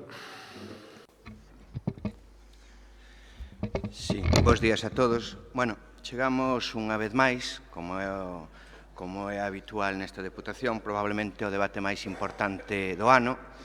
E digo porque é a terceira vez que se trata o tema das touradas, que, como vostedes saben, é un problema que afecta a todos os lucenses, que están moi preocupados polo mesmo, e que, lóxicamente, debemos intentar atallar desde esta Diputación, que non ten competencias en materia legislativa, por centro. E digo porque o BNG fai poucos meses traía outra vez a famosa moción contra as touradas e, basicamente, o seu argumentario, que non vai moi descamiñado do que trai outra vez nesta ocasión, demostra a súa incoherencia, a súa incapacidade para argumentar un certo criterio de xestión dentro do seu propio partido e, mentras promove a declaración por exemplo, de provincia antitaurina a de Pontevedra, no concello no que goberna, na capital, promove unhas magníficas corridas de toro que este ano incluso superaron as do ano pasado tras a provincia declararse antitaurina. Claro, imaginamos que mezclanse as dúas cuestións, a cuestión contra o maltrato animal, contra o que todos estamos totalmente de acordo. De feito, en Galicia existe unha lei contra o maltrato animal do ano 93 que foi reformada no ano 2014, precisamente no senso de impoñer todavía máis sancións e reforzar a loita contra o maltrato animal. Claro, a lei galega exclúe do maltrato animal o ámbito taurino porque a lei estatal, lóxicamente, pois considera as corridas de toros en España, e nós somos España, consideras como legais. Claro, o BNG o que pretende, aparte desa incoherencia que ten, porque, claro, donde non goberna, di que están contra os toros, donde goberna as potencia e as defende, e de feito, o que estamos a ver é unha cuestión completamente axena á ideoloxía relacionada co tema animal e máis ben mezclando co tema antiespañolista, que é coñecido, lóxicamente, que defenden. Que pasa? Pretenden poñer de manifesto a posición do Partido Socialista, que ainda é todavía máis incoherente, claro. Bueno, pretenden poñer de manifesto que algún diputado poda durante 3 anos cambiar e votar a favor, en contra ou absterse nesta cuestión. Lóxicamente entendemos que a conciencia e os gustos van cambiando co tempo, por o cual sería razoable, pero é que este problema non o ten ningún diputado en particular, senón que o ten o Partido Socialista, en xeral. Agardamos que se posicione co tema dos toros definitivamente o Partido Socialista no próximo 21 de maio, cando elixan o novo secretario xeral. Como teñen 3 opcións, poden votar a calquera dos 3, pero podemos recordar o que din calquera deles. o señor Pachi López, que vai a ser un dos candidatos a secretario xeral do Partido Socialista, di que a Cruz dos Toros en Bilbao é como Lendakari garantiza que no País Vasco sempre habrá touros. O señor Pedro Sánchez di que a tauromaquia é unha cultura e que está a cadeixa fora do ámbito legal do maltrato animal. Mentras a señora Susana Díez di que, dende logo, vai declarar, vai denegar calquer tipo de non auxilio ás corridas taurinas en España. Claro, con ese posicionamento o Partido Socialista está claro que non sabe moi ben que quere facer cos touros. Ese é o problema que teñen. O que podíamos facer, que é o que nos defendemos, é primeiro deixar a liberdad da xente no cumprimento da lei. Os touros é un espectáculo absolutamente legal en España, no cal os concellos que queren no seu ámbito de competencias permiten corridas como marca a lei, e donde non se quere non se teñen. O que non se pode é traer cada 6 meses esta moción simplemente para despois, donde se goberna, facer o contrario do que se di. Aprobar unhas mocións na oposición que non se cumpren no goberno e decir aquí o que non se fai acolá. Polo tanto, o que instamos é que estamos, lóxicamente, totalmente en contra do maltrato animal, como apoiou o Partido Popular a lei de Galicia contra o maltrato animal. Estamos, ademais, nesa procura de mellorar as condicións do trato aos animais domésticos e salvaxes en cautividade, pero cumprimos a lei e respetamos a liberdade das persoas para asistir aos espectáculos taurinos que son perfectamente legais en España. O problema que se anuncia desta provincia é unha posible corrida de toros no Páramo, comarca de Sarria, na que habitualmente desde o ano 1906 se organizan corridas de toros, porque en esa comarca sí existe tradición. Organizáronse en Sarria con gobernos do Partido Popular, con gobernos do Partido Socialista e do BNG, organizáronse en Tria-Castela, organízanse ou se anuncian que se poden organizar no Páramo. Por que? Porque nesa comarca existe unha tradición e existe moito aficionado, e o demostra simplemente o dato de que se volvan a realizar. Se non fora así, non se realizarían. Por lo tanto, e para rematar, creemos que esta moción do BNG, este insistimento nesta moción do BNG, simplemente é un fruto máis dunha incoherencia en canto aos seus postulados, que mezcla a súa ideoloxía minoritaria que intenta impoñer a maioría dos lucenses e a maioría dos galegos e a maioría dos españois, e que simplemente despois nos sitios onde goberna, e si existe tradición, e si existe vocación dese tipo de espectáculos, non só os potencia, senón que os aumenta, porque están moi preocupados por apoiar a plataforma, pero a propia plataforma en Pontevedra lles critica o aumento dos custes que soporta o Concello de Pontevedra no mantemento da Praza de Touros de Pontevedra. E máis, o presuposto da corridas de touros de Pontevedra do ano 16 é bastante superior ao que costou eses mismos eventos antes de que a provincia de Pontevedra, instado polo BNG, se declarara como antitaurino. Por lo tanto, nós defendemos, e por iso vamos a votar en contra desta iniciativa, defendemos primeiro o cumprimento da lei como forma de convivencia, e defendemos a liberdade das persoas no cumprimento da lei para asistir a espectáculos que son legais e que teñen todo lexítima tradición en algúns sitios e outros non, porque está claro que en moitos concellos onde goberna o PP non hai corrida de toros, pero non porque goberna o PP, senón porque non hai nin tradición nin afición a elas. En lugares onde goberna o BNG e o Partido Socialista, si hai toros, pero non porque goberna o PSG, o BNG e o PSOE, senón porque hai a tradición e sempre a houbo. Por lo tanto, respetemos a libertad das persoas, cumplamos a lei e será máis fácil a convivencia. 6 minutos o vocero do PSOE.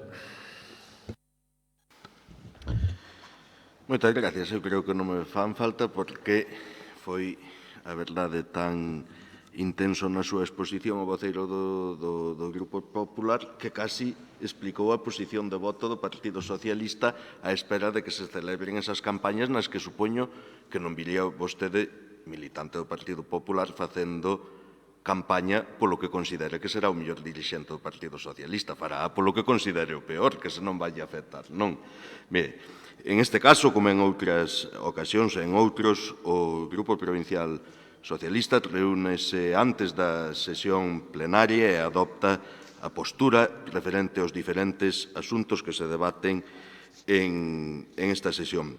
Como non hai unha claridade, nin tan siquiera xurídica, nin tan siquiera política, sobre o tema en cuestión, o que acordamos é que cada un dos diputados do Grupo Provincial Socialista votase o que mellor en conciencia lle parecese e será o que se faga. Como o sentido de voto de cada un dos deputados non corresponde explicalo, pois alongaría innecesariamente o debate, non profundizaremos máis no asunto concreto da moción. Sin embargo, como grupo que somos o Goberno da Diputación, e máis aló de manifestacións políticas con discutible valor xurídico, o que facemos é tomar a iniciativa e regular que non financiará a Deputación de Lugo mentras nós a gobernemos ningún tipo de evento desa tipoloxía nos que se inflixa sufrimento ou nos que se explote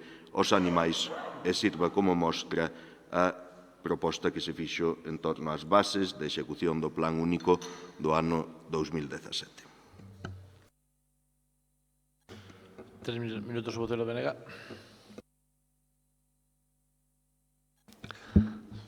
Eu creo que se lemos esa proposta de engádega que leu o presidente ao empezar o pleno a respecto do Plan Único, creo que está en consonancia co que aquí estamos defendendo. Creo que esta moción, polo menos, serviu para algo, non?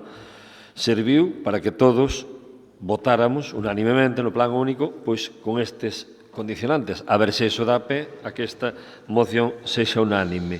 O señor García repetiu 4 ou 5 veces o de tradición. Non, mire, unha cousa é tradición, outra cousa é costume.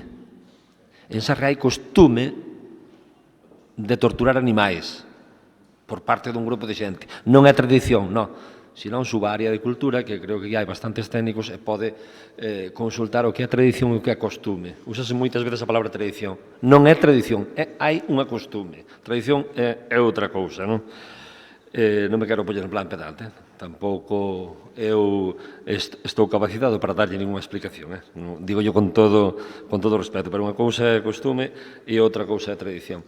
E quen financiou touradas en Sarria foi vostede, porque perdeu as eleccións e acabaron os touros en Sarria. Eu creo que facería as lecturas oportunas tamén ao respecto, non? Nós moi contentos de que usted non esteña na alcaldía, non por usted, senón polo Partido Popular, e porque non haxa touros en Sarria, que haxa outros grupos políticos pois que non apostan polo maltrato dos animais en público. Maltrato en público que existe, ou se chamanlle touradas, sempre que exista financiamento público. Cando vai decaendo o financiamento público, estas empresas que andan por aí maltratando animais, chamándolle espectáculo, van desaparecendo pouco a pouco. Esa é outra reflexión que hai que facer ao respecto. Non anunciaron vostedes cal iba a ser a intención de voto? Ou van votar en contra? Van a votar en contra, non? Vanse manter na postura pois que tuveron no ano 2015. Eu estaba pensando, apuntou o meu compañeiro que dixeran que iban votar en contra, eu estaba pensando se non salirían outra vez para fora, porque cando saliron antes deu unha impresión, como era naquele programa o Ministerio do Tempo, non?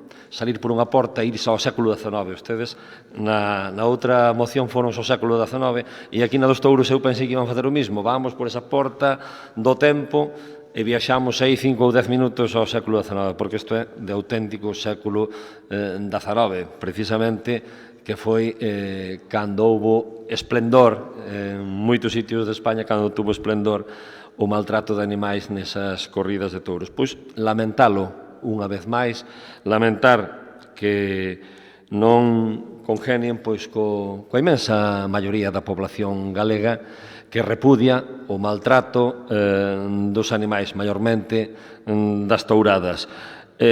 Mire, voulle dar outro dato tamén.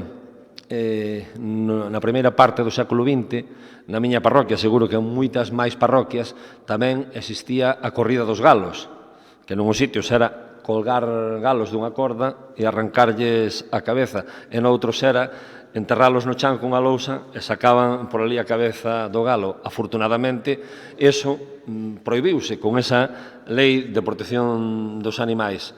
Vostedes tenen na súa mão, faigan como a Cataluña, faigan como a Canarias, e insten ao presidente da Xunta, que é nin máis nin menos quen está permitindo o maltrato animal, que faigan como a catalás e faigan como a canarios, e que se rebelen e que modifiquen ese artigo da lei. Dos voceiros do Partido Popular. Sí. Bueno, primeiro con respecto ao Partido Socialista, bueno, pois eu o que decía sobre o próximo Congreso do Partido Socialista non é porque teña ningún interés, que está por descontado que non é así, simplemente porque calquera das tres opcións a Secretaría Xeral defenden que vai a seguir habendo touros en España como un espectáculo legal, por o cual habría que facerse o mirar. Segundo, lóxicamente entendo que voten en conciencia porque non estarán para moitas máis expulsións dentro do grupo, porque xa hai experiencia sobre ese asunto. Con respecto ao BNG, tamén voulle facer unha serie de matizacións. Primeiro, eso de que en Sarria hai costume de maltratar os animais, dirá o vostede. De feito, maltratar os animais non é legal. E, de feito, pode ser hasta ou é un delito, por o cual, se usted aos sarrianos está imputando un delito, teña cuidado porque está facendo unha calumnia. Punto primeiro. Según a lei, os espectáculos taurinos non son maltrato animal, por o cual, costume de maltratar en Sarria os animais, ningún. Eso refrenda o que está vostede simplemente facendo unha calumnia, o cal é bastante grave, cara aos veciños de Sarria. Segundo, e a segunda matización é que dice vostede que agora non hai toros en Sarria porque perdín. Bueno, mire, ten que revisar un pouquiño as cousas.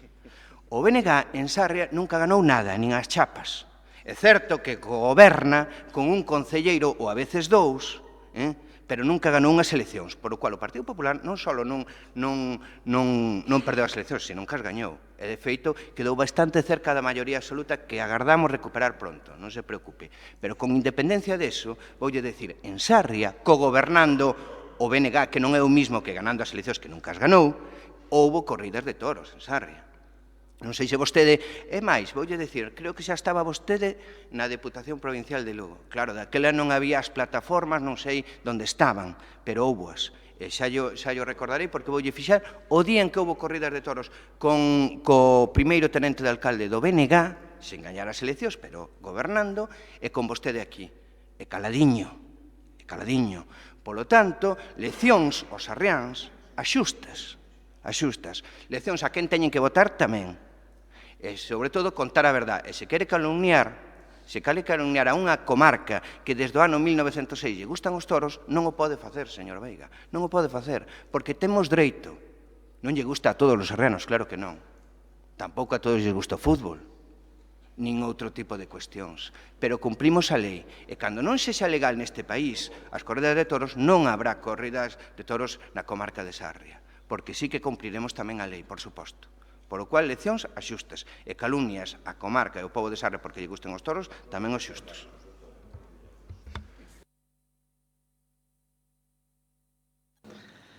3 minutos. Moitas gracias. A verdade, non sei que pasa tan importante en Sarria como para que se centre o debate ali. Non sei se alguén aspira de Sarria a irse para Torero ou algo deso, pero, de verdade, centrémonos no tema. Non se preocupe vostede pola situación do Partido Socialista, señor García.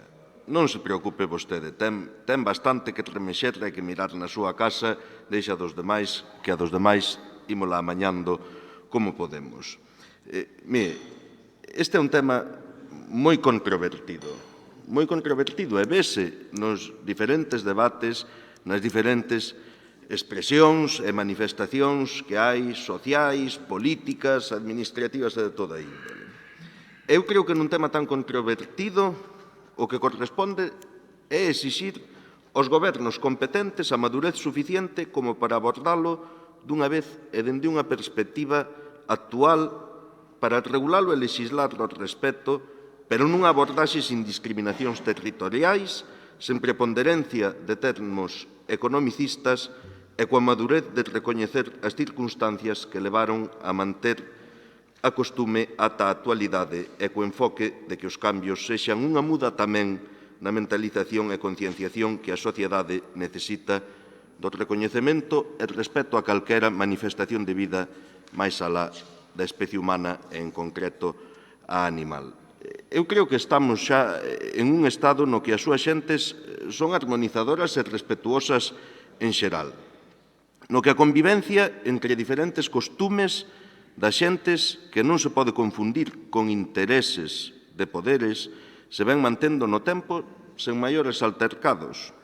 Mas esa tranquilidade ou normalidade vese alterada habitualmente e moi significativamente nos últimos tempos cando dende os gobernos se utiliza unha estrategia política de confrontación entre sensibilidades dos cidadáns en vez de impulso de modelos de Estado, de servizos ou prestacións concretos. Nunha irresponsabilidade política, entretéñennos así, enfrentándonos e radicalizándonos entre nós en asuntos que teñen moita menos trascendencia que os que quedan agochados por estes, empregando cantos medios dispoñibles poden para que o pobo debate entre sí, entre territorios, entre sensibilidades culturais, religiosas, costumistas, asuntos que en pleno século XXI deberían estar superados polo recoñecemento coreado, pero non aplicado de igualdade polo feito de ser persoas, mentres nos deturpan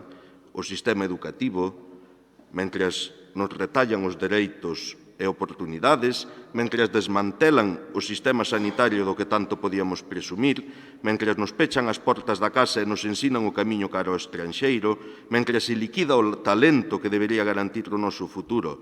Por iso, eu creo que máis alá do contido desta propia proposta, o que debemos pedir aos que gobernan e participan dos órganos de goberno que realmente poden lexislar nunha e por unha sociedade madura que asuman estes asuntos coa responsabilidade que se lles presupón pola responsabilidade dos cargos que ocupan e coa sensatez de construir e buscar solucións e non crear confrontacións agochando asuntos de vital importancia para o desenvolvemento da nosa sociedade.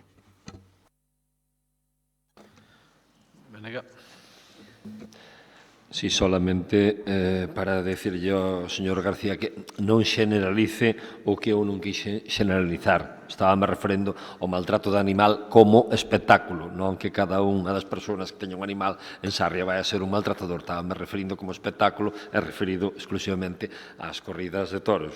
Eso non fai falta que me corrixa, que eu creo que xa me entendeu ben cal era a miña intención. E polo demais, dicir que a posición do Bloque Nacionalista Galego ao respecto é firme, clara e contundente e coherente co que se vota en todas as institucións. O único que agardamos é que todos os diputados e diputadas pois sexan coherentes tamén co que votaron no Concello e o que van votar aquí.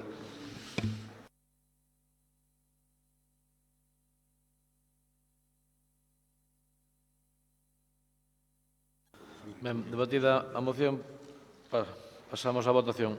Votos a favor da moción.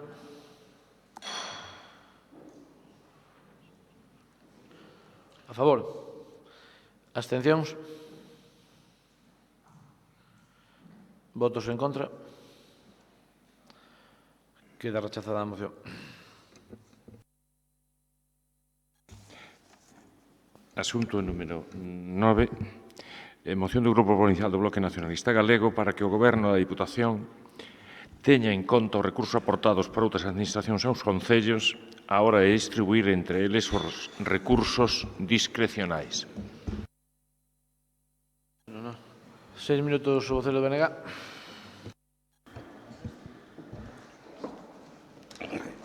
Xa non sei moi ben que punto estamos. Ben, eu que xa non sabíamos moi ben en que punto estábamos, xa falamos de tantas cousas, vamos a unha máis, que creo que incluso deixa xa esa componente de posicionamento político e entra xa nunha cuestión xa máis práctica. Igual de importantes as dúas, pero que convén, en todo caso, ir alternando unha con outra, por menos dentro do BNG intentamos facelo. Ben, esta moción, hai que empezar a dicir que creo que estamos todos os tres grupos políticos presentes nesta institución contentos e satisfeitos do plan único que acabamos de aprobar. Dentro do BNG, incluso, dixemos que era unha continuación do que se aprobou tanto na Diputación da Coruña como na de Lugo, co interese para a cidadanía e por unha cuestión de xustiza, que eso significa.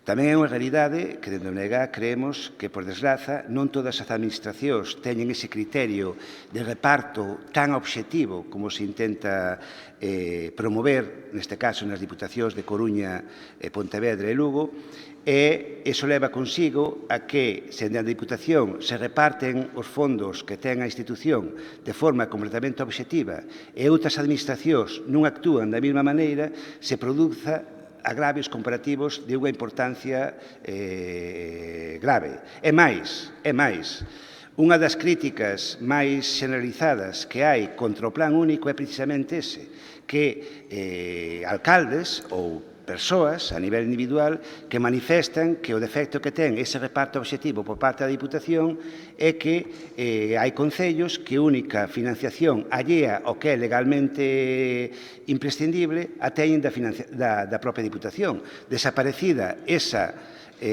millora, esa discriminación positiva que lles daba a propia Diputación, pois quedaban ao igual que os demais da Diputación, mentres que non recibían cartos das outras administracións. Iso leva consigo a que poida pasar que haxa concellos que teñan financiación das tres administracións implicadas, mentras, refírome a cartos discrecionais, mentre que haxan outros concellos que só teñan esa financiación do reparto obxectivo da propia Diputación. Ao mesmo tempo, tamén é sabido que o BNG, unha das cuestións que nos levou a absternos, de feito, na propia votación de orzamentos, era que considerábamos que as cantidades que quedaban para a discrecionalidade do propio presidente eran demasiado elevadas. Era unha opinión política, nada máis que eso, nós creemos que deberán ser máis reducidas, e iso levou a que nos abstivéramos, sendo conscientes que con esa abstención tamén se garantizaba que se aprobaran os propios orzamentos. Tamén creemos que é unha protestade do propio presidente, do propio goberno, administrar esas cantidades de forma discrecional, pero a discrecionalidade non é arbitrariedade. E creo que, aparte, o propio dereito administrativo separa perfectamente o que é a discrecionalidade á hora de decidir en política e o que é a arbitrariedade. Entón, o que propoñemos na moción é unha simple cuestión de instar, de solicitar, de pedirlle, neste caso ao presidente e ao goberno, que á hora de decidir, porque supoñemos que terá criterios á hora de tomar esas decisións de reparto das cantidades discrecionais, á hora de decidir ese reparto, pois teña en conta precisamente o que os concellos, os distintos concellos, reciben desa parte discrecional tanto da Xunta de Galicia como do propio Goberno do Estado para intentar compensar dentro do posible ou dentro das limitacións que ten o orzamento da propia Diputación, intentar compensar eses agravios que sufren algúns concellos da provincia ou moitos concellos da provincia por parte do Goberno do Estado e, sobre todo, da Xunta de Galicia, que é un agravio constatable e que se pode medir e cuantificar, por así dicirlo. Nada máis, solicitamos eso. Quero que quede claro que a moción que estamos a presentar en do BNG é unha moción de solicitude, somos conscientes que as competencias as ten o presidente e o seu goberno e a xunta de goberno. En todo caso, é unha solicitude de que teñan en conta eses factores, eses condicionantes á hora de decidir que concellos van levar parte dese diñeiro ou que concellos non a van levar. Nada máis, é moi sencillo, moi claro, e espero que seña apoiada por o conxunto do Pleno. 3 minutos o voceiro do PSOE. Moitas gracias, señor presidente. Mire, a exposición que fai merece ser aclarada. Unha cousa é pedir, e iso é facer un rogo, non dicir, oia, pois me pedímoslle que estaría ben que na disposición dos fondos pois tivese en conta estes criterios. Outra cuestión é se isto se vai a entender como unha máxima de conduta ou de algún xeito, aunque non sea en termos absolutos, como un imperativo na disposición dos fondos. En ese sentido non pode ser apoiada porque condenaría a provincia e a concellos da provincia a non poder desenvolver actividades ou iniciativas e proxectos concretos que pola súa envergadura, pola súa potencial ou prevista repercusión e impacto no territorio, sea no tecido económico, sea no tecido social, sea no tecido productivo do emprego, non se podería materializar con esa previsión de limitación. Eso o que significaría é que os concellos quedarían estritamente supeditados á financiación que obtivesen pois das administracións e da Deputación de Lugo por parte do Plan Único. Imagínese un concello da Mariña no que se queira desenvolver unha iniciativa ou por en marcha un novo porto, un proxecto portuario no que se reciban fondos pois da Autoridade Portuaria, do Ministerio de Fomento, incluso da Xunta de Galicia, e no que o Concello pois teña que desenvolver accesos ou urbanizacións, etc. Non entenderíamos que a Diputación de Lugo non poidese aportar a ese proxecto que, dende logo, iba a ser un revulsivo e unha potenciación da Mariña. Esa é a cuestión e ese é o resume. Cando fala vostede de que a cantidade que queda de libre disposición para o goberno do seu presidente é demasiado elevada, indo de entre 3 a 6 millóns de euros, non son cifras conclusas, pero vai por diante. Oiga, non nos quedemos coa visión curta de que todo o diñeiro se traslada a través de convenios cos concellos. Con este diñeiro impúlsanse moitísimos outros proxectos, impúlsanse iniciativas propias da Diputación, colabórase coa universidade, colabórase con todos os axentes que teñen algún proxecto ou algunha iniciativa interesante a desenvolver na provincia de Lugo. Entón, de verdade, máis alá da concepción que cada un teña do papel e da metodoloxía de asignación de fondos que debe ter unha Deputación provincial, creo que debemos poñer encima da mesa e dicir que capacidade queremos que a Deputación provincial teña non só para axudar a todos os concellos como facemos no Plan Único, senón para ser partícipe impulsora e o millor a chave ou a peza clave para que se poidan desenvolver na provincia proxectos tan interesantes como foi no seu día o do campus universitario de Lugo. É dicir, quizáis non puidésemos con estes condicionantes desenvolver hoxe un campus universitario en Lugo que hoxe ninguén discute. Quizáis, se mañán temos a oportunidade de instalar un polo tecnolóxico na provincia de Lugo, teñamos que acudir a esta vía e participar todas as administracións.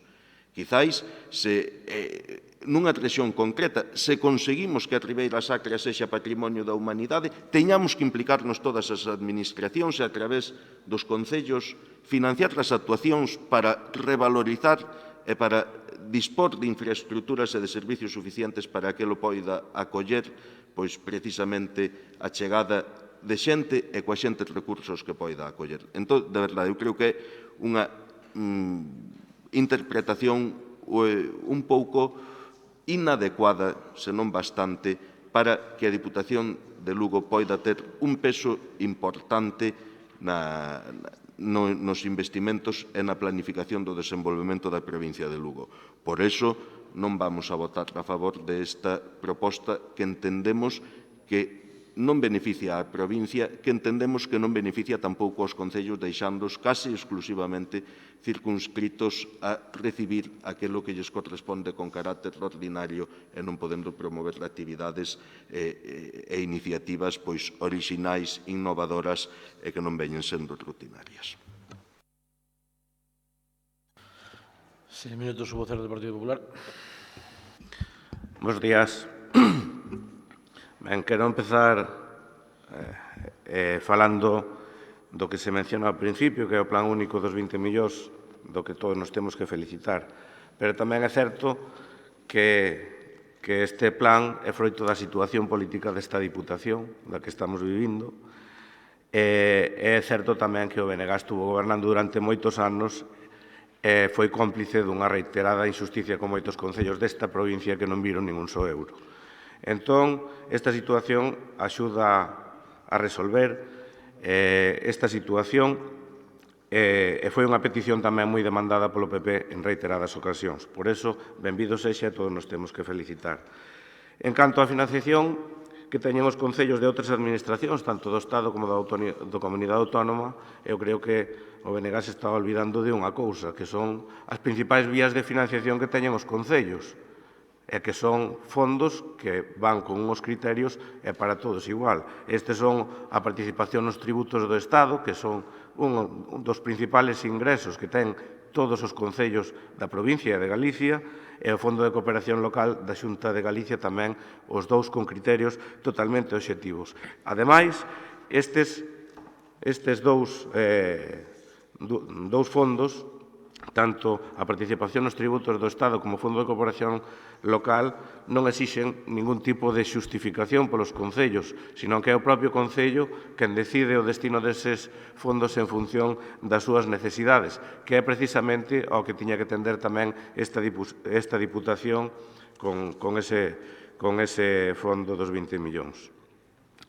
Estas dúas figuras, tanto do Estado como da Xunta, levan moitos anos funcionando, todos os concellos o saben, e moitos, ademais, xa dixen que era a primeira fonte de financiación que teñen, pero para moitos é casi a única. Pero, ademais desto, a Xunta de Galicia convoca anualmente moitas convocatorias de axudas, moitos programas, e todos son en concurrencia competitiva para todos os concellos que o queiran solicitar, e moitos concellos da provincia os están solicitando, están supervisados, ademais, pola FEGAM, co cal a transparencia é total, están coordinados por técnicos da propia Administración.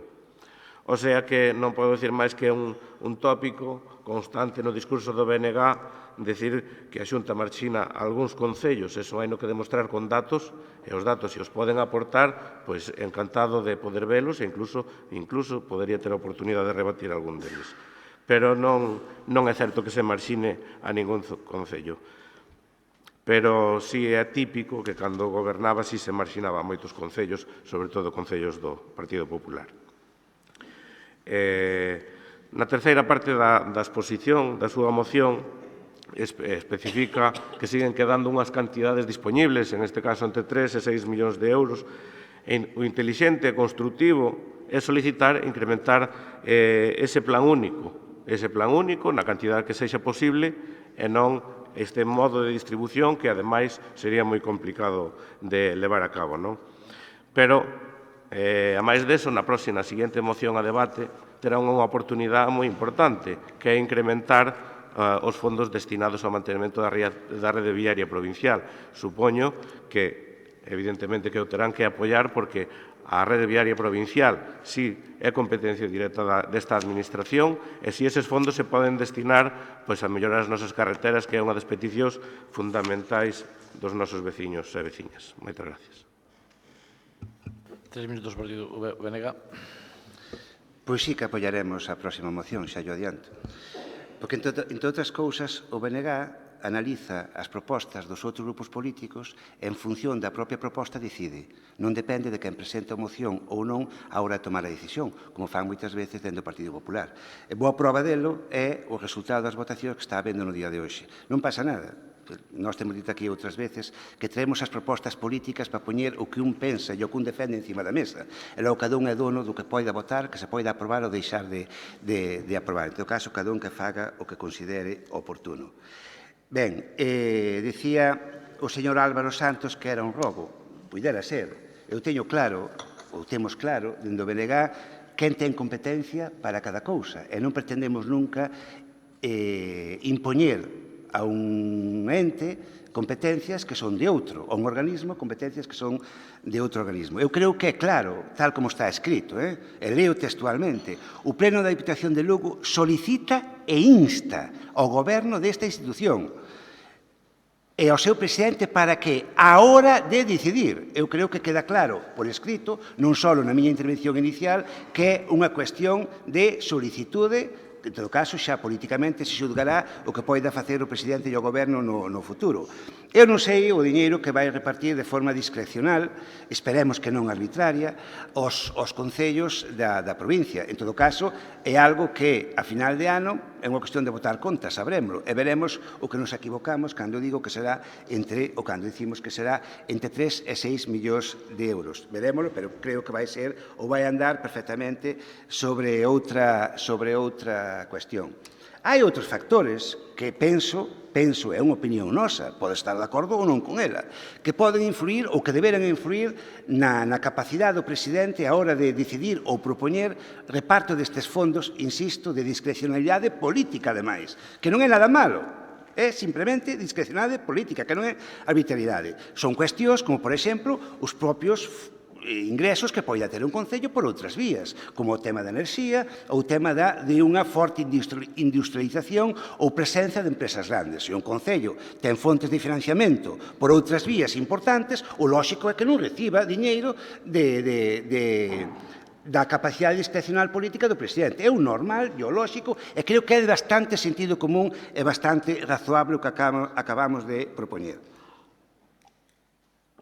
É unha realidade. Eu preocupeime en preguntarlle a un concello concreto, non? O diñeiro que recibira da Xunta de Galiza desde o ano 2013 e ni un céntimo de euro que non seña o que reciben todos e cada un dos concellos.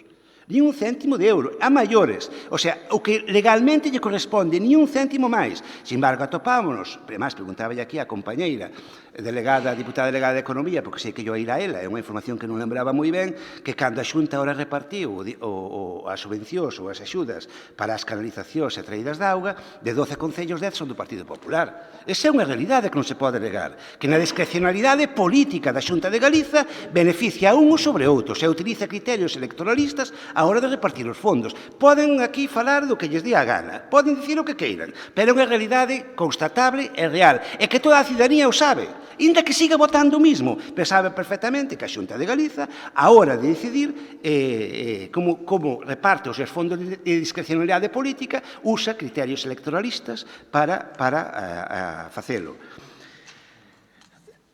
Tiña algunha cousa outra cuestión que se aquí se apunta dentro do Partido Popular, que o plan único se debe á situación política que temos na Diputación. É moi posible que seña así, polo equilibrio político que hai, pero que é unha realidade é que o BNG esperou a que estuvera aprobado nas diputacións onde estamos gobernando, onde estamos no goberno e onde hai plans únicos moito máis importantes en términos relativos que na Diputación de Lugo, esperamos a que foran efectivos antes de propoñelo públicamente na Diputación de Lugo.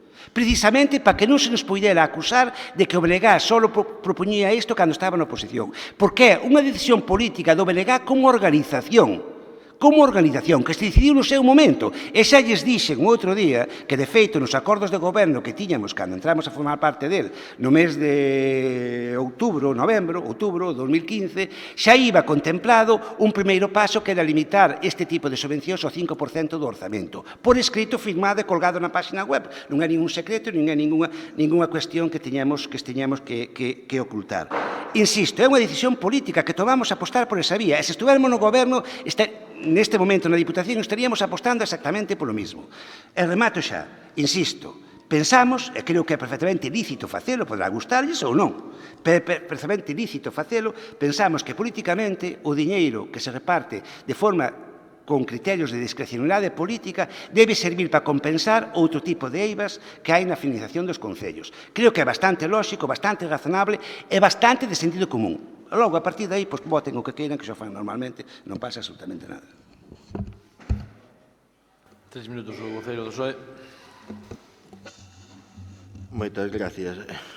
Eu acabo de perderme despois da intervención do Partido Popular, da intervención do voceiro do BNG. Eu non sei se vimos a debatir aquí sobre a disposición de fondos por parte do presidente ou a discutir a autoría do plan único, pero non lle oín a ninguén decir que o presidente da Deputación, precisamente, que non redactou, que non elaborou, que buscou os fondos e que non trouxo este pleno para aprobalo, tiña nada que ver. A verdade é que a situación política da Diputación é difícil de entender cando, precisamente, quen organiza, quen promove e quen actúa se pretende deixar como que non ten nada que ver. Mais alá de eso, o importante é que hai un plan único de 20 millóns de euros e que non é de todos os concellos, é de todos os veciños. É de todos os veciños. E os veciños elixiron a unhos representantes que coa súa madurez política que se lles presume e se non a teñen a deberían ter, decidirán onde poden investilo. É verdade que con un claro carácter inversor, con un claro carácter de estímulo da economía local e da economía provincial para que non fique todo pois en gastos correntes da propia administración. Pero agora estamos falando de outra cuestión. E outra cuestión é esa capacidade do presidente, do máximo representante do goberno da Diputación Provincial, e non só do presidente, de outros órganos de goberno, como pode ser a Xunta de Goberno, para adoptar decisións sobre cara que proxectos, cara que iniciativas emanen de onde emanen, deben promover esta administración. É no que non estamos de acordo co BNG, en limitalo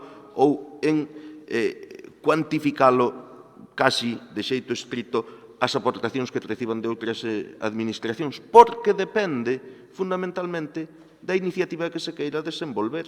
Porque non pode aplicarse o mismo traseiro para todos, como eu dicía antes, non podemos perder a oportunidade de ter un campus como o que temos ou de ter outras iniciativas que poden ter similar ou incluso mellor repercusión na provincia de Lugo, nos sectores nos que somos capitais productivas, nos sectores que podemos desenvolver, etc., etc., etc. Por eso, dígolle que podía ser un rogo, non lle estou dicindo que lle califique como rogo, que podía ser un rogo se a fai no sentido non de que o Pleno adopte unha decisión imperativa, senón de que solicite ou invite ao Goberno a facelo de unha maneira ou outra. De todos modos, o Pleno se manifestará e o Goberno seguirá actuando como cree que o fixo ata ahora, con xustiza.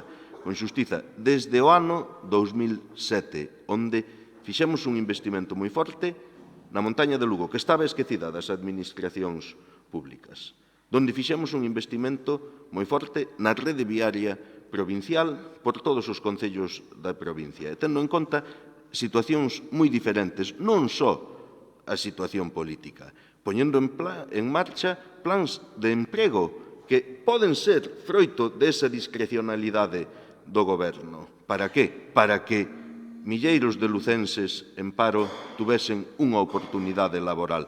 Non o circunscribamos, non señamos tan curtos de miras de pensar que falamos solo de diñeiro para trasvasar os concellos da provincia. Falamos de diñeiro para desenvolver iniciativas en moi diferentes eidos que poden ser moi importantes para a provincia de Lugo, como tamén poden ser para incrementar o investimento na rede viaria provincial do que se falará despois.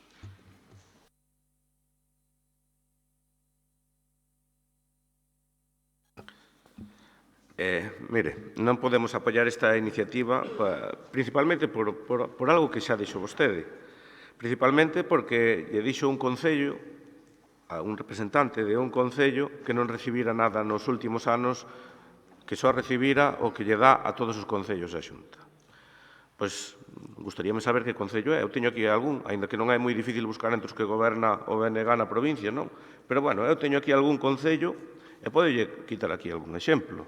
Mire, no último ano, en Ribadeo, saneamento alza cemiterio, 60.396 euros, axuda a Rede Natura, 20.000, Plan Marco, 59.900, ARI, 64.700, un axente de emprego, 11.000, a Prol Rural, 12.000, contratación de personal para a oficina de turismo, 5.000, socorristas, 24.000, obradoiro de emprego, 143.000, servicio de vixiancia a Praia das Catedrais, 197.000, obras no centro sociocomunitario, 31.000, No, é que dicen que non levan nada os concellos a parte da Xunta nada máis que lles corresponde. Quere ver tamén o de Muras? Tamén o teño.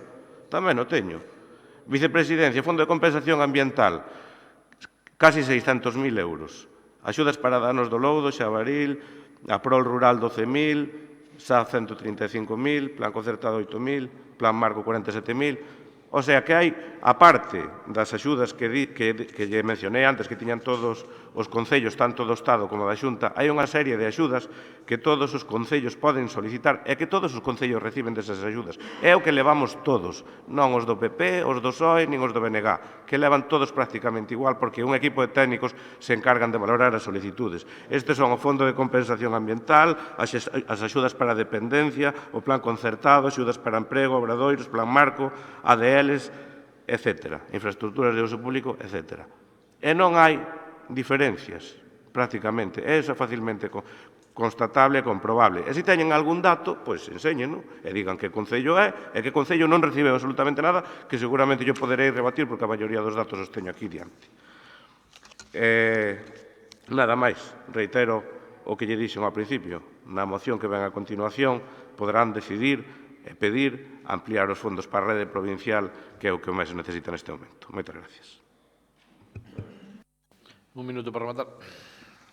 Bueno, en canto ao portavoz do Grupo Socialista, non lle vou dicir nada, porque sigue insistindo en algo que non pon a moción. É dicir, non pode non aceptala, porque lles dá santísima gana. Non porque puxar un argumento encima da mesa para rexeitala, porque aquí non se impón, non é nada imperativo, nin moito menos. É máis, ademais, por escrito, non só o que dixen eu, son está escrito. Digan que non queren apoialo e xa está, e non pasa nada. Bueno, vale, perfecto. Pois igual que ás veces o reparto dos fondos discrecionais, non?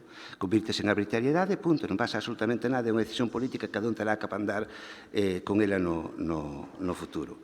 Ben, tampouco vou meter no que pasaría co plan único se houbera unha maioría absoluta. Tampouco non vale a pena, porque o bon é coai e se acabou. En todo caso, en canto ao Partido Popular, bueno, é que podrá dicir o que queira, pero é persona chiste. É dicir, que diga que a Xunta non marxina os concellos. Eu non dixen que non recibiran nada, dixen que recibía o mismo que recibían os demais. Falta a parte que só reciben algúns. Esa é unha realidade. Pode dicir aquí misa, pero é algo que sabe toda a provincia e todo o mundo sabe como se reparten os cartos da Xunta de Galiza por criterios totalmente... É que, ademais, é que hai casos en que está xustificado. Hasta non lle vou dicir que non, hai veces que sí. Digo que a discrecionalidade política é unha forma de fazer política, pero non pode ser arbitrariedade. Eu que estou acusando de caer na arbitrariedade. De, ás veces, repartir ese diñeiro, non o que é para todos os concellos, senón o que é repartido de forma a dedo, por decir unha maneira, polo Consello da Xunta, só para algúns e por criterios electoralistas. É do que estou acusando, deso.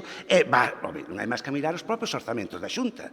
Que quito vostede o que lle dedica ao tema este de Rozas e compare o que lle toca á provincia de Lugo con respecto ás outras provincias. E verá como invirte a Xunta na provincia de Lugo.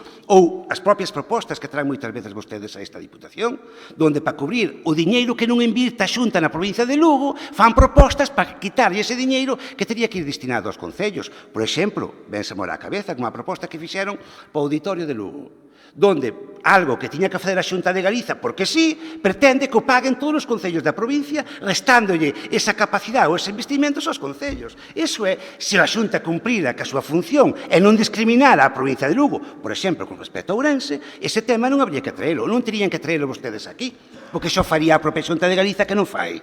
E iso é arbitrariedade. Iso é dispoñer do diñeiro por criterios meramente electoralistas. E sábeno perfectamente porque lles toca parte desa arbitrariedade, non? E logo, remato xa, eu creo que non quixo dicir o que dicía o señor Álvaro Santos. Quero pensalo, porque ao final veo dicir que o pleno se manifeste que logo o goberno xa fará o que lle a gana. Eu penso que foi un lapsus dialéctico que creo que non quería dicir iso, pero eu quería dicir eso, e vámoslo tomar que foi unha mala expresión do que quería dicir, e vámoslo deixar así, porque, desde logo, manifestar que non se vai facer caso ao que ha dicido o pleno, home, penso que non é moi elegante. Vámoslo deixar que foi nun lapsus dialéctico, nada máis. Bueno, debatida a moción, pasamos á votación. Votos a favor? Abstencións? Votos en contra? Queda rechazada a moción. Asunto número 10. Moción do Grupo Provincial Popular para que a Excelentísima Diputación Provincial de Lugo incremente os fondos asignados para a mellora do conxunto da rede viaria provincial. 6 minutos o voceiro do Partido Popular.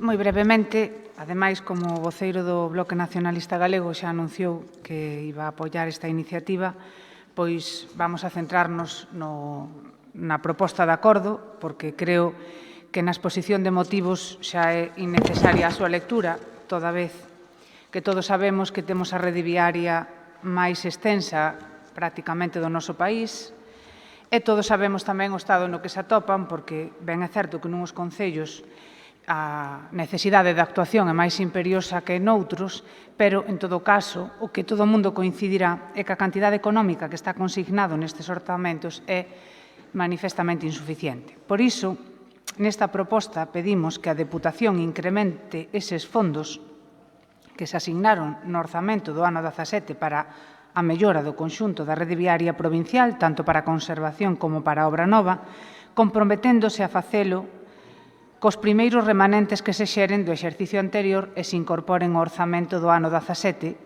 e non estean comprometidos.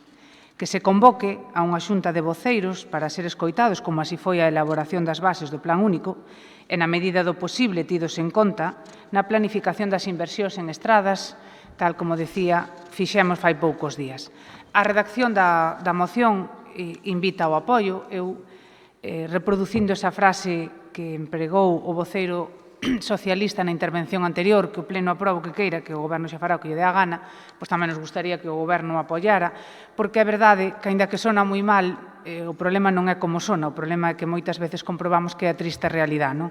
Que precisamente os deputados que teñen a responsabilidade de goberno, pois o peor ataque que lle poden facer precisamente á institución é deixar unha e outra vez en papel mollado moitos dos acordos que se adoptaron cunha maioría moi importante, sobre todo ca maioría absoluta, pero en algúns casos incluso máis, nesta institución.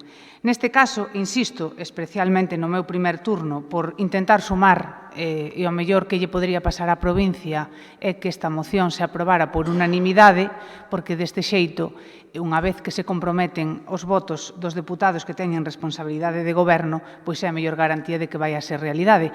Pero non porque teñamos unha unanimidade, senón porque, sen dúbida, estaremos dando resposta a unha necesidade real da nosa provincia, que somos moi conscientes da dificultade, son moitos quilómetros, temos a orografía que temos a climatoloxía que temos, pero o bo estado de conservación das estradas ten que ser unha prioridade para esta institución. E tamén, por suposto, prestándose a facer aportacións absolutamente coherentes, como fixemos no Plan Único, sin intercambio de cromos, sin ningunha presión de outro tipo que non seña defender cousas de interés xeral, será a mesma actitude que asistiremos a esa xunta de voceiros. Fíxose nos entrega dunha emenda de engádega por parte do Bloque Nacionalista Galego, na que engade 2 puntos a nosa proposta de acordo.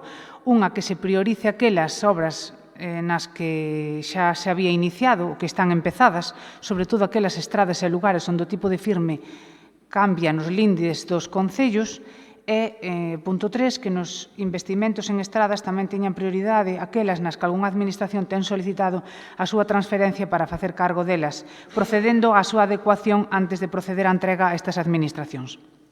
No punto, en primer lugar, estas emendas eu creo que, de sair adiante a iniciativa, son precisamente o que vamos a debatir nesa xunta de voceiros, non? Onde cada un poida facer as aportacións que considere para priorizar a inversión nun lugar ou noutro, que probablemente, cando chegue ese momento, en algunhas delas podemos estar de acordo. O punto 2, a verdade é que non o acabo de entender moi ben, porque non me queda moi claro a prioridade, porque o feito de que esteñan iniciadas as obras non quere dicir que señan as que en peor estado estén, porque algunhas veces pois os criterios non foron precisamente ises. Entonces, ao mellor o que facemos con isto é afondar nunha discriminación. Pero ainda entendo menos a terceira, que, bueno, a segunda ainda se podía discutir.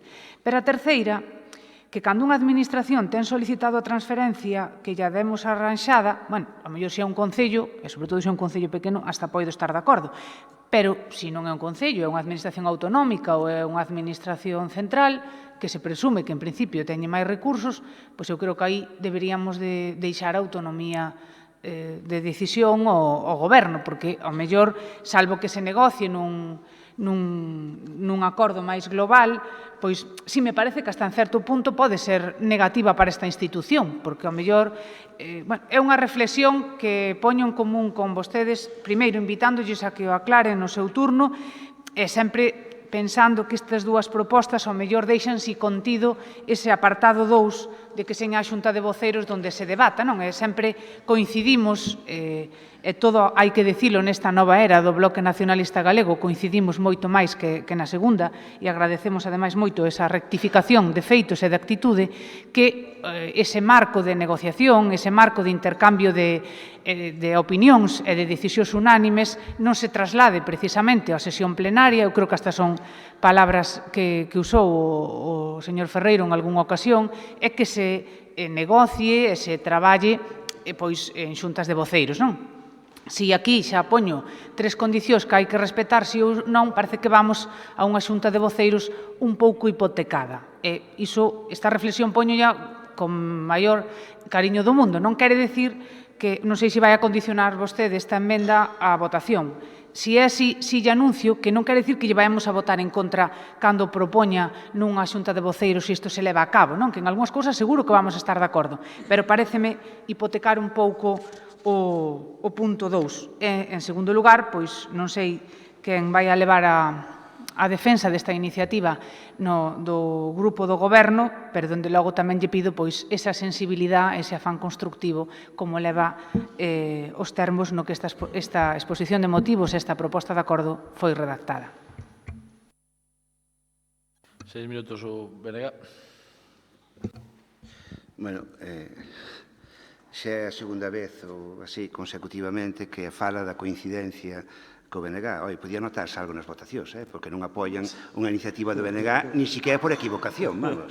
Que esa coincidencia non sei onde a ve vostede, porque nin coincidimos cos seus planteamentos políticos, nin coincidimos ca súa estrategia, e de logo, polo que se ve vostede, tampouco coincide ca nosa, dado que non votan ni unha sola proposta que puidemos facer. Cuestión que nós, como dixemos antes, analizamos a proposta, non miramos quen a propón, e se nos gusta, votámola e punto. Non está condicionada para nada a emenda que presentábamos ao voto favorable, e máis, eu entendo que incluso a moción, sin esas enmendas, se deixamos todo para un futuro xunta de portavoces, se é que o Goberno se compromete a facelo, non tería moito sentido na primeira parte, dado que eu entendo que parte dos remanentes xa estaba previsto que foran a parar ás estradas provinciais. O problema algo me sona a min, non sei se do hilo ou que sexa, non?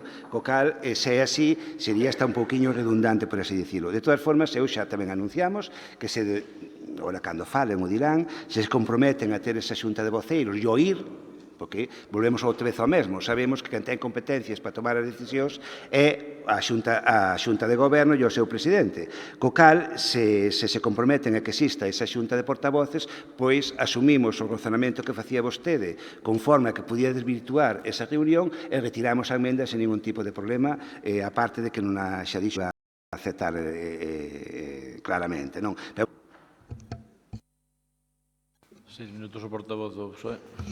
Gracias, señor presidente. A verdad que facía tempo que non debatíamos, entonces non vamos a recordar vellos tempos, pero bueno, vamos a debatir esta moción, que a verdade é que me alegro que a presente, porque, aparte de demostrar a preocupación polas estradas provinciales, pues, que nos preocupa a todos, que máis quixéramos que dispoñer incluso daquela cantidad de recursos que existían fai anos, que rondaban os 15, 16 millóns de euros nos presupostos, pero que despois, por unha serie de razóns, se foron dispersando po canon, bombeiros, etc. E foise tirando, obviamente, desa bolsa que era importante, porque os kilómetros de carretera da Diputación Provincial son moi importantes, e quedou reducido a unhas cantidades, eu creo que tamén simbólicas. Eu agradezcolle como diputado delegado que haya presentado esta iniciativa. A verdad é que a min o que me gustaría era que fixéramos un plan único con eses remanentes e que todos foran para as carreteras para poder arranxar ou chegar polo menos aos 2.000 km, o 50% da red provincial con aglomerado enquente, señalización horizontal e vertical, pero tamén son conscientes ustedes que o tema do plan único significa un recorte importante. Entonces, en función de eso, nosotros vamos a tratar de recuperar, seguir pouco a pouco, o que podamos aforrar da conservación, que está casi ao 100%, con aqueles 7 ou 8 kilómetros de aglomerado por zonas, e despois tamén van a maiores nos presupostos deste ano con respecto ao ano pasado. En 2016 eran 9 millóns redondos de presupuesto e este ano xa temos 12.322.000, o sea, casi 3,5 millóns a maiores. A parte deso, vou dicir, para non alargar tampouco o debate, que está previsto xa que 1 millón desos remanentes que presuntamente vai haber, vai ir destinado á carretera de Navia a Fonsagrada, unha obra largamente demandada, unha obra que aquí se aprobou unha moción por unanimidade para facer esa carretera, entonces iniciaremos, se todo vai ben, durante este ano, sin perxuicio que esas cantidades se vayan aumentando posteriormente. Repito, agradezcolle isto, xa o apuntou tamén no debate dos presupostos, e a ver se conseguimos, co apoio de ustedes e do resto, ir sumando máis cartos e volver esos 16 millóns de euros que eu creo que serían necesarios para deixar nun plazo razonable a red viaria en bon estado. Nada máis e moitas gracias. 3 minutos o voceiro do Partido Popular. Pois non só que apoio o Goberno, senón que ademais o diga o deputado responsable da área territorial, pois sin duda é para agradecer ese compromiso, non? Estaremos, por suposto, expectantes, sabemos que vai haber máis remanentes.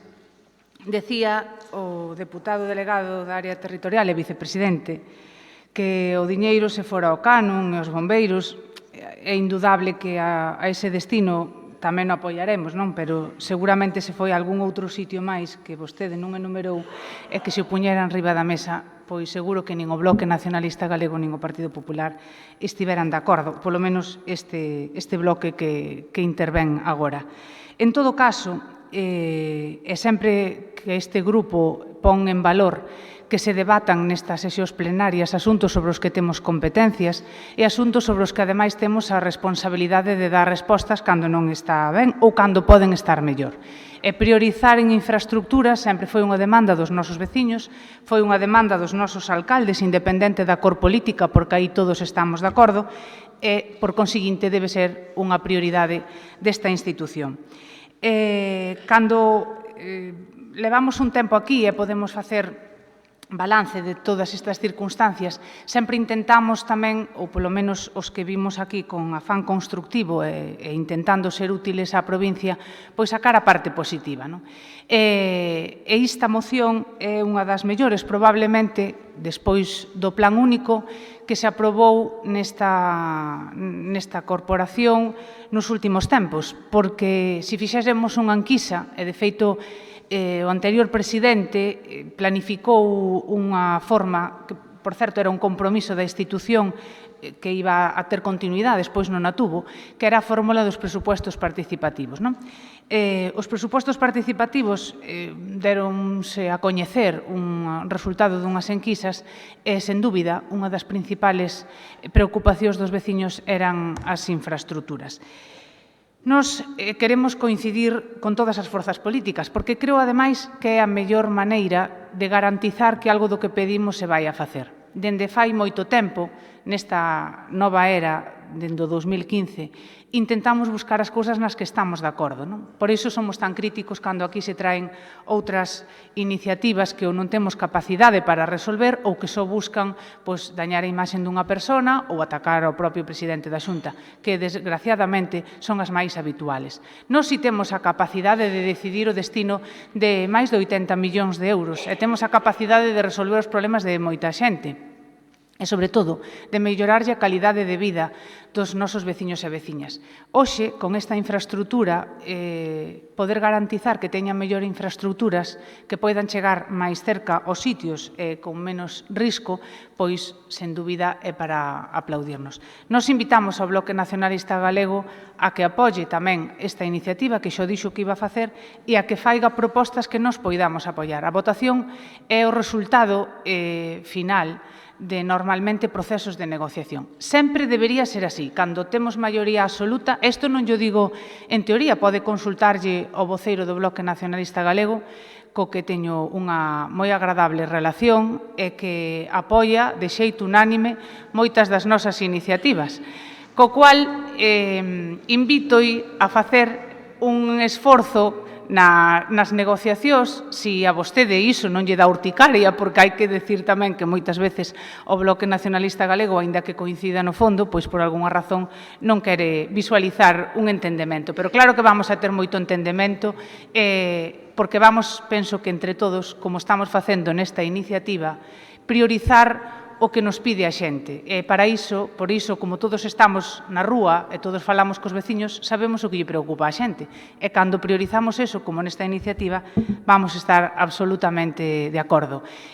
Agradezco precisamente a responsabilidade do Goberno de apoialo e tamén hai que dicilo que non seña un brindis ao sol en próximos días, que a medida que vai executándose o orzamento teremos rapidamente, se o presidente o quere así, senón ben sabemos que retrasará a información, teremos todos os datos suficientes para traer aquí un bon plan de estadas para a provincia.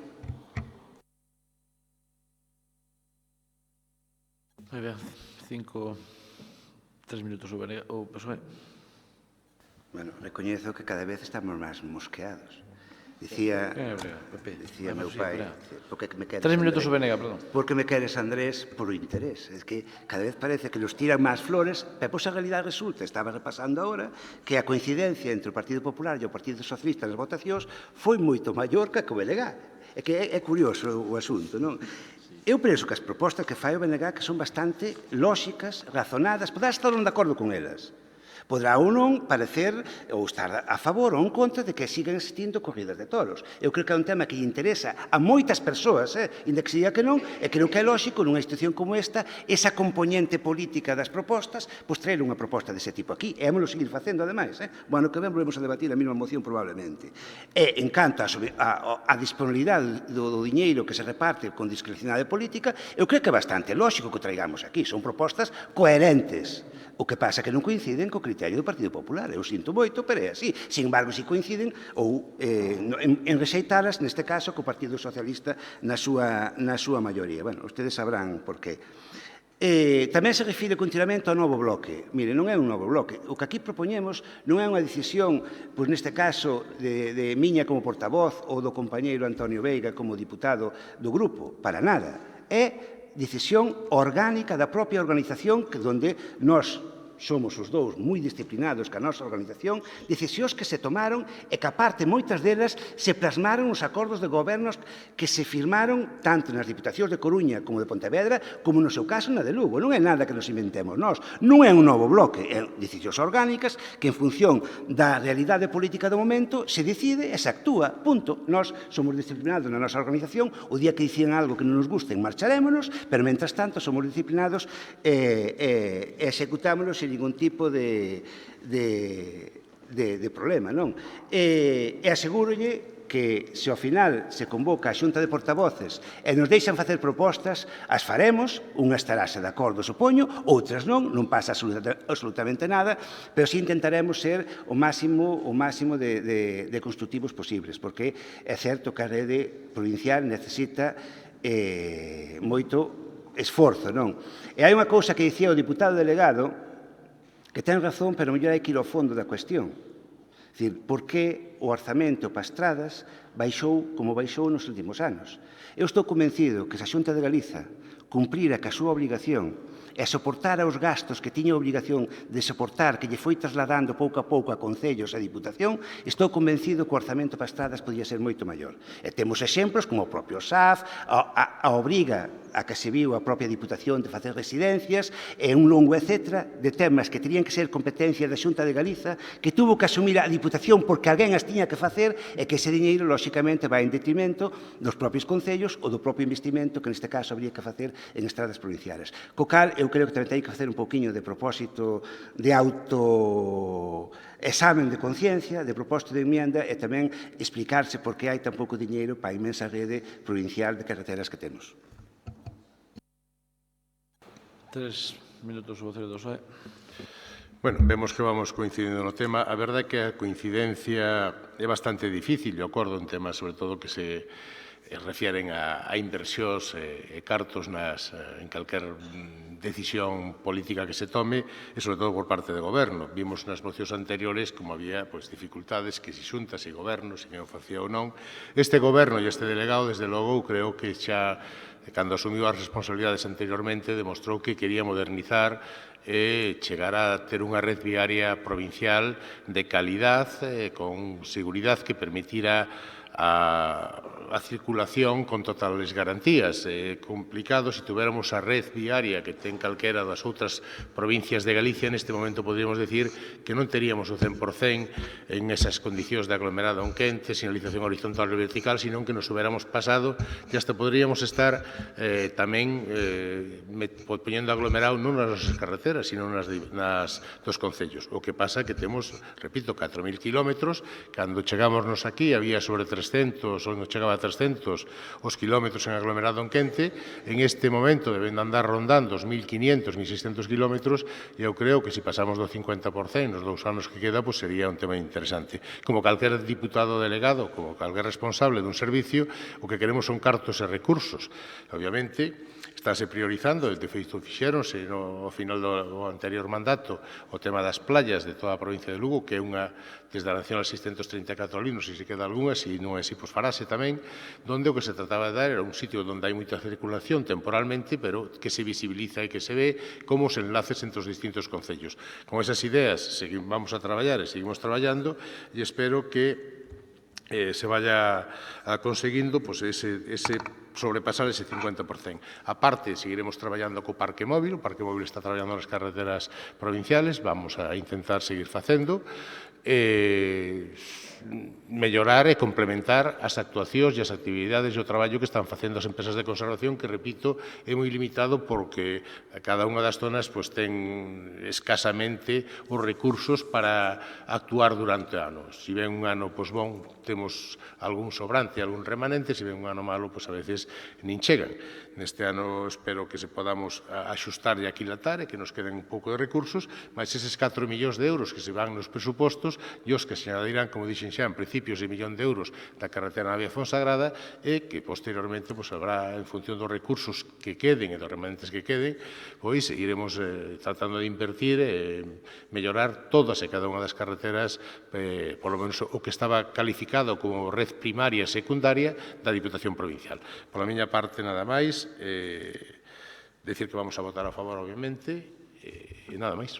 Gracias e hasta logo.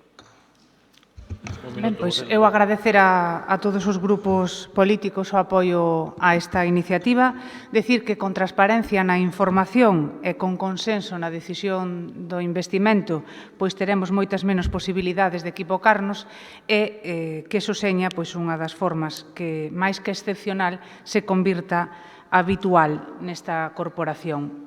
Ganaremos todos, ganará o Goberno, pero, sobre todo, ganarán os veciños e veciñas da nosa provincia. Entendo que hai unanimidade. Asunto número 11. Moción do Grupo Provincial Popular relativa ao establecemento dunha liña específica de axudas en réxime de concorrencia competitiva destinadas ás escolas de música da provincia de Lugo dependente dos concellos ou de colectivos sin ánimo de lucro. 6 minutos o vocero do Partido Popular. Bos días, gracias. Na sesión plenaria ordinaria celebrada o día 26 de xullo do ano pasado aprobouse por unanimidade a moción presentada polo Grupo Provincial Popular relativa á concesión de subvencións a escolas de música dependentes dos concellos da provincia de Lugo ou de colectivos sen ánimo de lucro, na que se incluíron as diferentes emendas presentadas polo Grupo Provincial Socialista e polo Grupo Provincial do BNG ao ser aceptadas polo Grupo Propoñente. Unha das emendas do Grupo Provincial Socialista incluída na moción aprobada facía referencia a solicitar á Xunta de Galicia que se comprometera a colaborar coas escolas de música dependentes dos concellos ou de colectivos sen ánimo de lucro mediante unha liña de axudas en concorrencia. E a este respecto, hai que sinalar que, por unha banda, o Conselleiro de Cultura, Educación e Ordenación Universitaria anunciou o día 11 deste mes a inminente publicación no DOGA dunha nova orde de axudas orientadas a subvencionar o funcionamento tanto das escolas de música, das cales sexan titulares os concellos, como daquelas dependentes de asociacións ou fundacións sen ánimo de lucro.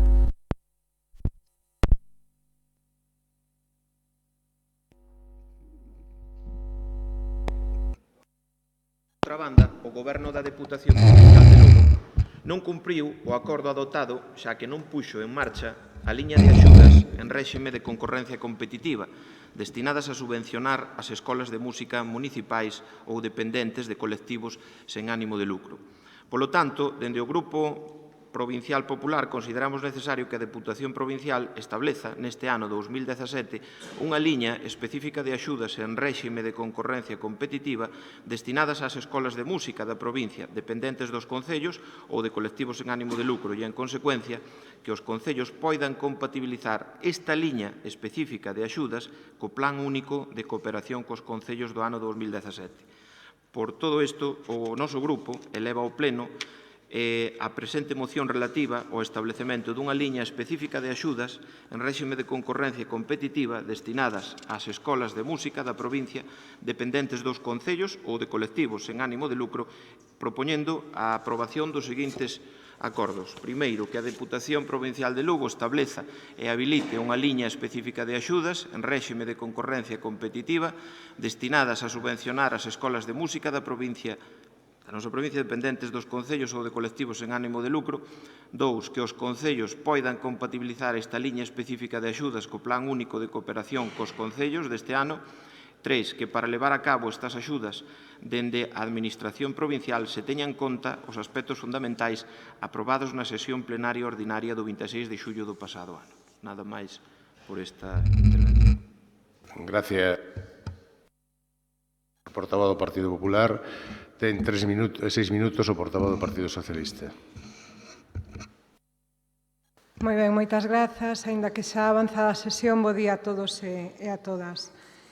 A verdade é que eu cría que con este plan único, do que todos veñen a felicitarse o Pleno, aínda que a iniciativa sexa do Goberno, estaba solucionado o asunto das escolas de música, porque así se reflexa no plan único, non? O certo é que a finalidade deste plan é dar resposta ás diferentes situacións e necesidades de cada concello, que cada un deses concellos, en definitiva, teña maior liberdade para que decidan en que invertir as cantidades que lles corresponden, en base a unhas cantidades asignadas con criterios totalmente obxectivos, que poden ser compatibles con outras para a mesma finalidade, tal e como acontece coas que a Xunta de Galicia anunciou, pero aínda non sacou. E para obter este plan único suprímense 10 liñas de subvencións e achegas, entre elas as de transferencias a concellos que saían da área de cultura para integralas nese plan único. En concreto, isto se ve reflexado no apartado B do plan único, a vez que tamén se suprimen as liñas de concurrencia para actividades culturais e investimentos culturais que este ano se vían un pouco ampliadas na súa cuantía total, precisamente tendo en conta esta proposta que se trouxera a pleno e que todos aprobáramos por unanimidade. Pero é certo que no apartado C4 do Plan Único se reflexa clarísimamente que con cargo aos fondos do Plan Único 2017 os concellos poderán destinar a actividades culturais, escolas de música, teatro e outras ata un máximo de 8.000 euros. Bueno, cantidade que, como poideron ver ao principio do pleno, ahora é ampliable para un número de concellos. Polo tanto, eu non sei en que momento se perderon ou ou queren que nos encontremos, porque a verdade é que isto queda absorbido polo plan único e, ademais, vostedes tampouco especifican moito na moción. Eu entendo que queren vir a dicir aquí que a Deputación de Lugo incumple, que a Xunta de Galicia cumple, pero non é así. A Xunta de Galicia, de momento, anunciou, aínda non sacou as axudas, todos estamos agardando a que o faga, e a Deputación de Lugo cumple na medida en que isto queda embebido nese plan único do que todos nos felicitamos, todos estamos de acordo, ven de aprobarse o principio do pleno, co cual eu creo que o debate desta moción deixa de ter sentido. A parte, estaríamos falando dunha duplicidade de funcións non só entre administracións, cando falamos de Xunta e Deputación de Lugo, senón dunha duplicidade de subvencións de financiación para unha mesma finalidade dentro da mesma administración. A maiores, gustaríame engadir que non todas as escolas de música, polo pouco tempo que levo ao fronte da área de cultura, teñen as mesmas necesidades. Algúnas teñen necesidades de financiación para actividades, outras o que precisan son locales, outras teñen débeda, polo tanto, tamén que mellor solvencia que cada concello decida como administra os fondos culturais. Eu entendo que para moitos deles as escolas de música, sen dúbida, xunto coas bandas, probablemente, sexa unha das prioridades. Dito isto, pois pouco máis que engadir. Eu entendo que isto está perfectamente asumido no plan único. Non sei se o feito de que non se fixera e vostedes intenten denostar o goberno provincial dicindo que non se fai, bueno, pois eu creo que deixa de ter sentido no momento en que, como digo, nese punto C4, ademais, con referencia clara e concisa, se fala da financiación de actividades culturais, entre elas escolas de música, teatro ou outras que se poidan escoller polos concellos. Moitas gracias. Gracias, señora portavoz. O portavoz do Bloque, 6 minutos.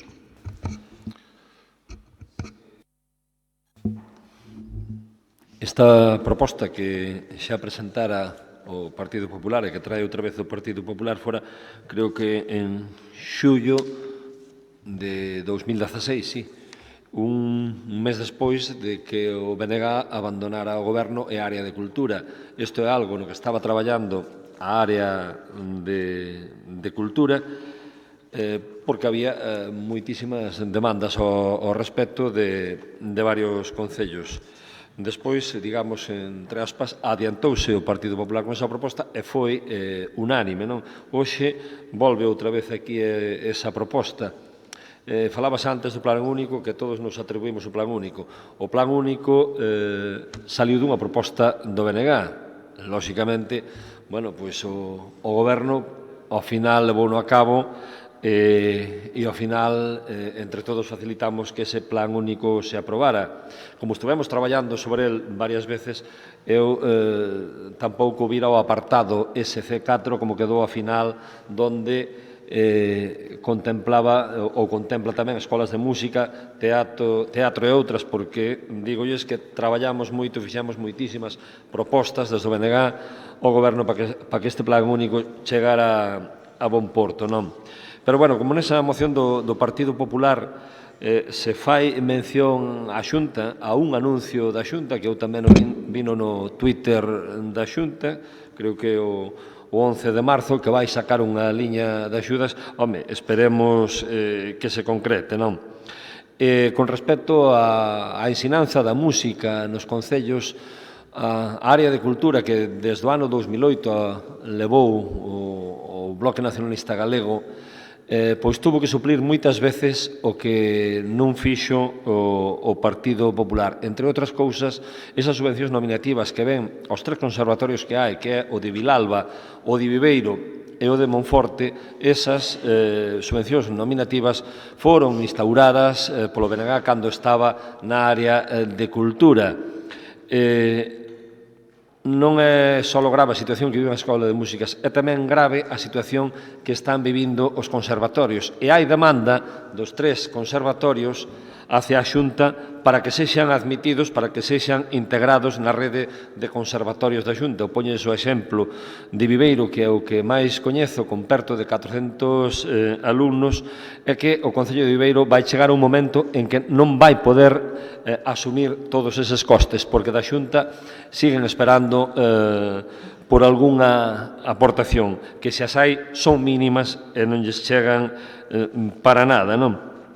E a respecto da axuda tamén a escolas musicais, bandas de música que están moi unidas a escolas musicais, tamén foi o Bloque Nacionalista Galego durante estes anos cando se creou o circuito Musiqueando, que é, a parte de levar a música das bandas a todas as festas populares, tamén é unha forma de axudarlle. Por lo tanto, vai no noso propio ADN a axudar a ensinanza musical propia de Galicia. Xa digo, este apartado do Plan Único, non sei se tamén quen formula a moción o viu, eu teño que reconocelo que este apartado pois non o vin e non sabía cal era a situación ao respecto.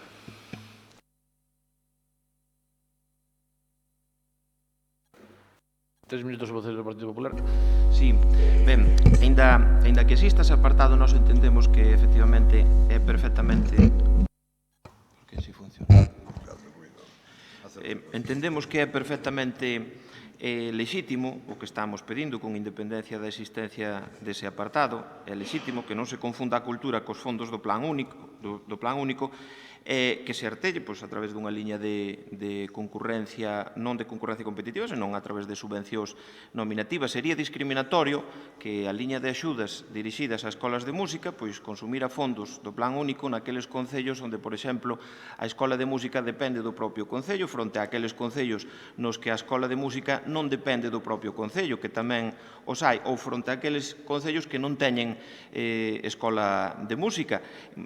Moitas das escolas que hai de música prestan un servicio que vai máis aló do propio municipio e esténdese ata municipios limítrofes. Por lo tanto, nós entendemos que isto que se está pedindo que non ten nin por que ser incompatible co Plan Único, nin ten por que perxudicar a ninguén. Poño como exemplo alcaldes pertenecentes ao Grupo Socialista, por exemplo, a Escola de Música de Meira está gobernado polo Partido Socialista, é un exemplo de banda de música que efectivamente funciona ben e, ademais, creo que se dota económicamente con unha cantidad importantísima por parte do Concello e que o Concello ten que facer verdadeiros esforzos para costeala. Por lo tanto, por ese mismo motivo, polo motivo de que existen outras moitas na mesma situación, pedimos axuda ou entendemos que a área de cultura pode axudar as escolas de música.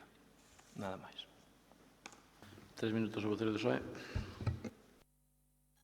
Moi brevemente, porque a verdade é que podemos establecer tantas variables como vostede queira ou queiramos os aquí presentes, pero a realidade é que gracias a ese Plan Único os concellos van a contar cunha media de aproximadamente 100.000 euros máis para inversións e perfectamente poden destinar ás escolas de música ou aquelas cuestións culturais, salvando esas 3 inversións mínimas ás que están obrigados, poden invertir aquilo que consideren máis oportuno, que é mellor que poder facelo así, non?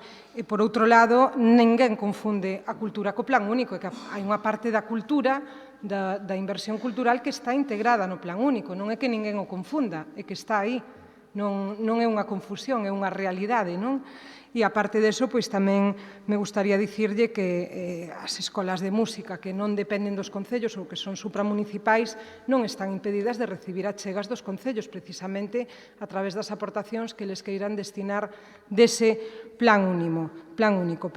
E, por outra parte, tamén me gustaría preguntarlle, que o diga aquí públicamente, de onde sacamos. Quero decir que se vostede analizou minimamente o Plan Único e analizou as partidas, neste caso, da área de cultura, poderá ver perfectamente que de sacar de algún lado habería que sacar da concurrencia de asociacións culturais, que este ano xa está mermada.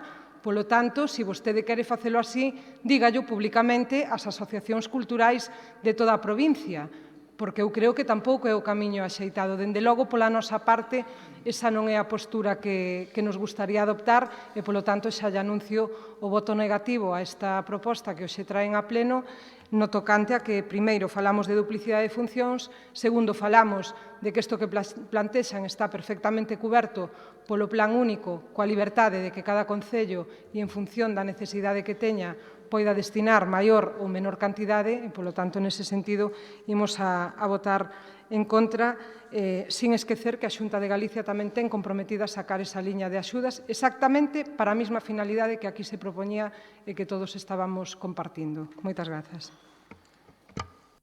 3 minutos, Benega. Si, recordar que o tema das axudas aos GES, por exemplo, sacouse do plan único porque non era para todos os concellos. Algo semellante pois ocorre co tema das escolas de música, podíase tirar por aí. O certo é que estamos nunha situación ao mellor comprometida, neste caso o Goberno a estas alturas, non? Porque, lóxicamente, como decía a delegada de Cultura, pois terá que facer as modificacións oportunas. Desde logo que non comparto que haxa que retirarlle aos colectivos culturais, que son moitísimos, fan unha labor importantísima, non? Desde logo que non son de económicas, nin enxeñeiro financeiro, pero algunha fórmula pois haberá que retallar. Un minuto para rematar o Partido Popular. Xa moi brevemente, para pechar o debate, reiterar que efectivamente é unha petición que entendemos que se pode facer, que se poden buscar os mecanismos necesarios para compatibilizar esta línea de axudas co plan único, sin que contraveña o disposto nas bases, nada máis que decir. Gracias. Pasamos logo á votación. Votos a favor da moción. Abstencións. Votos en contra. Hai que repetir a votación, non? Desempate. Hai que volver a repetir. Non. Perdón, 12-10. Perdón, 12-10. Perdón, queda aprobada a moción, perdón. Estaba agora... Queda aprobada a moción, perdón. Non, sí, que votaron, sí. Estaba agora 12-10.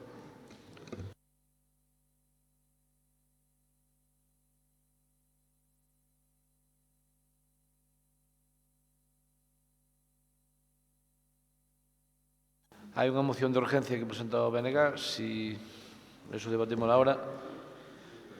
Creo que hai que votar primeiro a urgencia. Votamos a urgencia inicialmente e despois debatimos a moción, si queda aprobada a urgencia. Votos a favor da urgencia. Abstencións. Votos en contra. Queda aprobada a urgencia e pasamos a debatir a moción. 6 minutos o vocero do BNG. Bueno, iba a decir antes, pero digo ahora, en todo caso, decir que a urxencia da moción esta basease en que, debido ao que aconteceu na última reunión do Consello de Administración de Soplusa e logo despois de que fora feita a orden do día do pleno o que foi aparecendo na prensa, pois creouse certa inquietude, por así decirlo, na comarca do sur, en algúns concellos, entre os traballadores, etc. E insisto, despois do que foi a convocatoria do pleno, co cal xustificaba, cando menos, que se falara do tema aquí para aclarar algunhas cuestións. Motivos que se viron acrecentados incluso no día de onte pola tarde hoxe, onde nos chegaron informacións de que unha empresa allá a Diputación, como é a empresa Traxa, está chamando a traballadores, non sei por que criterio, para que vayan a unha teórica entrevista para xa leven toda a documentación necesaria para ser contratados. Bueno, dicir, por facer un pequeno repaso, que hai unhas semanas a Xunta de Goberno, como viña sendo habitual, fíxolle ou encomendoulle a Soplusa que xestionara o servicio de catamaráns no Canón do Sil e no Río Miño, como viña facendo, insisto, en anos anteriores. Decir que no Consello de Administración de Soplusa do pasado día 21, onde o BNG presentouse unha enmenda, tivemos que, onde no canto de facer unha nova convocatoria de emprego, dado incluso algunha sentencia que saliu hai uns meses, propoñíamos que foran contratados os mesmos traballadores e traballadoras que viñan sendo contratados algúns desde o ano 2006. Lóxicamente, non se aceptou esa emenda, nos vimos obligados a decidir entre unha cousa e outra e apostamos pola continuidade dos traballadores actuais e, lóxicamente, non votamos a convocatoria de emprego. Bueno, por a abstención do Partido Popular e a propia regulamentación das sociedades mercantiles, esta convocatoria non se aprobou e, teóricamente, non había esa convocatoria de emprego para os catamaráns e corría certo perigo ao propio servicio para este verán. Dicir tamén que a emenda que presentamos no BNG foi rexeitada baixo o argumento de que era obligatorio, en termos legales, que houbera unha convocatoria pública de emprego, porque senón estábase recoñecendo de facto que había unha ilegalidade, non? Nós defendemos o xusto contrario, que o ilegal sería facer unha convocatoria de emprego cando sabe que esa convocatoria non se axusta á realidade. Pero, bueno, son dúas discusións lícitas, non pasa absolutamente nada. Pero é moi importante, creo eu, dada a situación que temos neste momento, que precisamente o argumento para non aceptar a proposta que facía o BNG e que houbera solucionado todo tipo de problemas era que era obligatorio facer unha convocatoria pública de emprego. Creo que é algo importante. Tamén dicir que desto xa hai semanas que a nos veños chegando preocupacións de xente da zona sur donde se temen que o servicio catamaráns non esteña aberto o que é toda a primavera e todo o verán, non? Que se recorte o tempo de permanencia. Isto é algo que non está constatado, incluso, ojalá, seña mentira, que non ocorre eso. De logo, nós aquí o que propoñemos é instar ao Goberno a que non permita que haxa recortes no tempo de servicio nin no número de catamaráns que ofrecen ese servicio. E tamén nos veñen chegando sospeitas de a posibilidade de que pudera chegarse a un intento de privatizar este servizo. De feito, que o faga Traxa xa é unha privatización parcial, unha empresa allea completamente á Diputación, pois xa entraría un poquinho nese sentido. E máxime cando empezamos a ver ás veces que o servicio de catamaráns vese desde un punto de vista totalmente mercantilista. É dicir, que, máis alá dos beneficios que pode causar para a zona sur, para os concellos implicados e para a propia provincia, se mira o custe que lle ten a propia Diputación. Cuestión que, dende o BNG, desde logo, non compartimos e creo que este pleno debera tamén posicionarse a pro de evitar eso. Non fai falta repetir aquí, porque somos todos coñecedores do volumen de persoas que move un servicio como este e o importante que é para a economía da propia zona sur da provincia e para a propia provincia no seu conxunto, co cal, calquer cuestión que altere ese equilibrio, pois van sufrilo unha zona xa deprimida económicamente por sí, como é a zona sur, co cal temos que ter especialmente cuidado para evitar que eso ocorra. Así mesmo, tamén calquer cuestión que se poida modificar no funcionamento dos catamaráns vai ter incidencia sobre as propias condicións laborais das traballadoras e traballadores que dunha forma moi eficiente levan anos facendo ese traballo e parecenos que hai que ter un poquinho de cuidado con eso. A moción, o que pedimos aquí, é unha cuestión que creo que son cuestións moi sinxelas e moi claras. Por unha banda, que o Pleno se manifeste en contra de calquer recorte no servicio dos catamaráns. É máis, que se avance, se é posible, en sentido contrario, cara a desestacionalizar o propio servicio para que eso traiga beneficios para a comarca ao longo de todo o ano e non nunhas zonas concretas do ano. Que se posiciona a sí mesmo para que, dado que é un servizo que, inda que seña deficitario, debe seguir existindo, se posicione contra calquer tipo de privatización. E, por último, dado o problema xurdido con esta votación que non se contaba de que non se aprobaran as bases de convocatoria de emprego en Suplusa, dende o BNG transmitiuse tanto o diputado delegado como o propio presidente a disposición do noso grupo de axudar a salir da situación dun xeito lóxico, para poñer en servicio o antes posible aos catamaráns. Non se nos contestou en ningún momento e, insisto, a resposta é que agora a empresa Traxa parece ser que xa non é necesario ningún tipo de proba de selección ni nada por estilo, está chamando aos traballadores e traballadoras para empezar a traballar. Se o que está facendo ahora Traxa se aceptara a emenda que presentaba o BNG e o fixera a Suplusa, todo este problema non sería necesario e non estaríamos ni sequera falando do tema e o servicio empezaría a funcionar o próximo día 1 de abril sen ningún tipo de problema. 6 minutos o vocero do PSOE.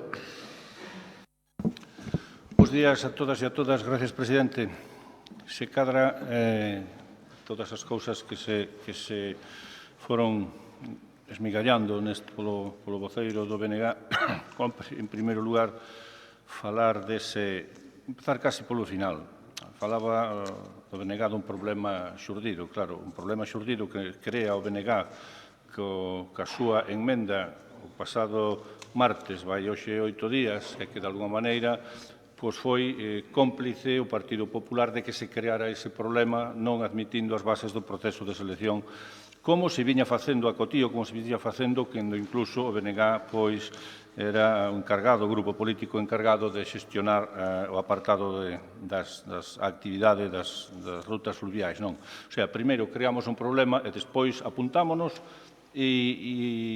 a formar parte da solución, claro, pero a urxencia desta moción, compañeiro Ferreiro, pois non é hoxe. A urxencia da moción, a urxencia de tomar as decisións era xa o pasado martes 21. Evidentemente, despois de que se produce esa situación, o Goberno ten que empezar a traballar para tratar de seguir con aqueles compromisos obtidos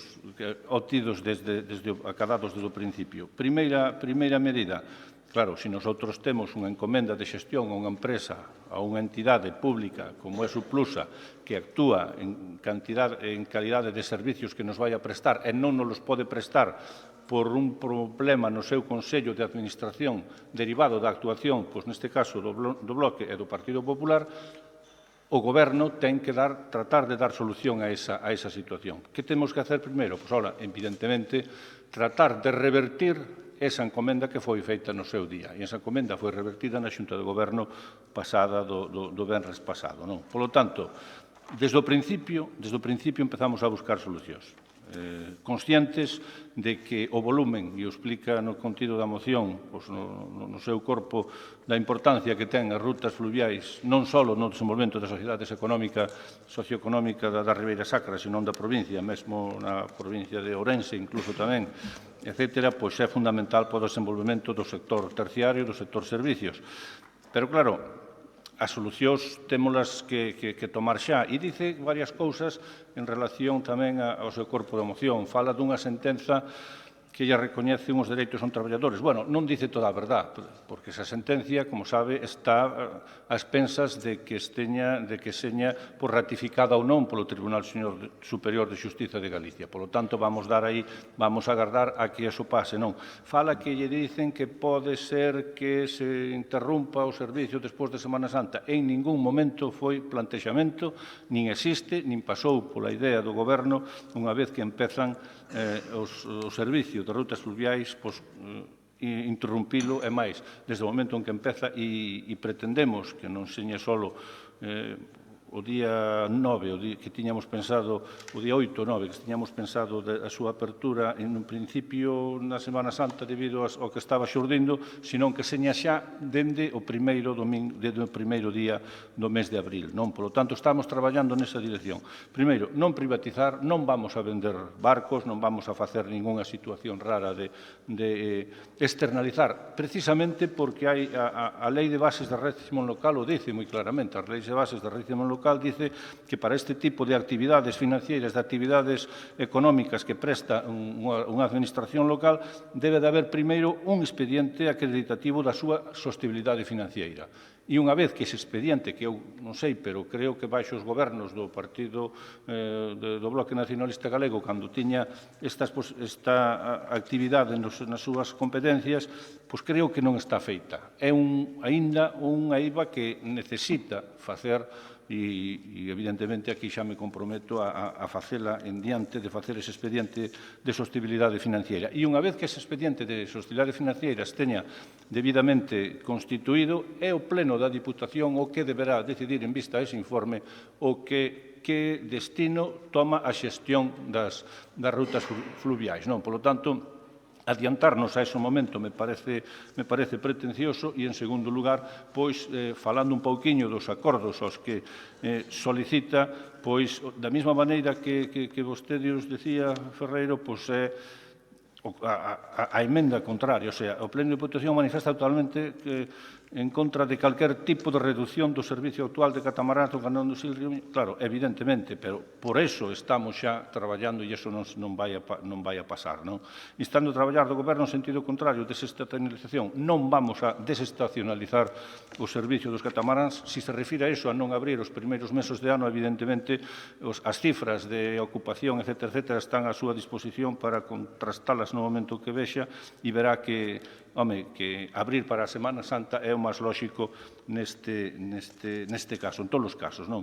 Falamos de que o Pleno de Diputación oponse contundentemente a calquer tipo de privatización. Volvemos a dicir o mesmo.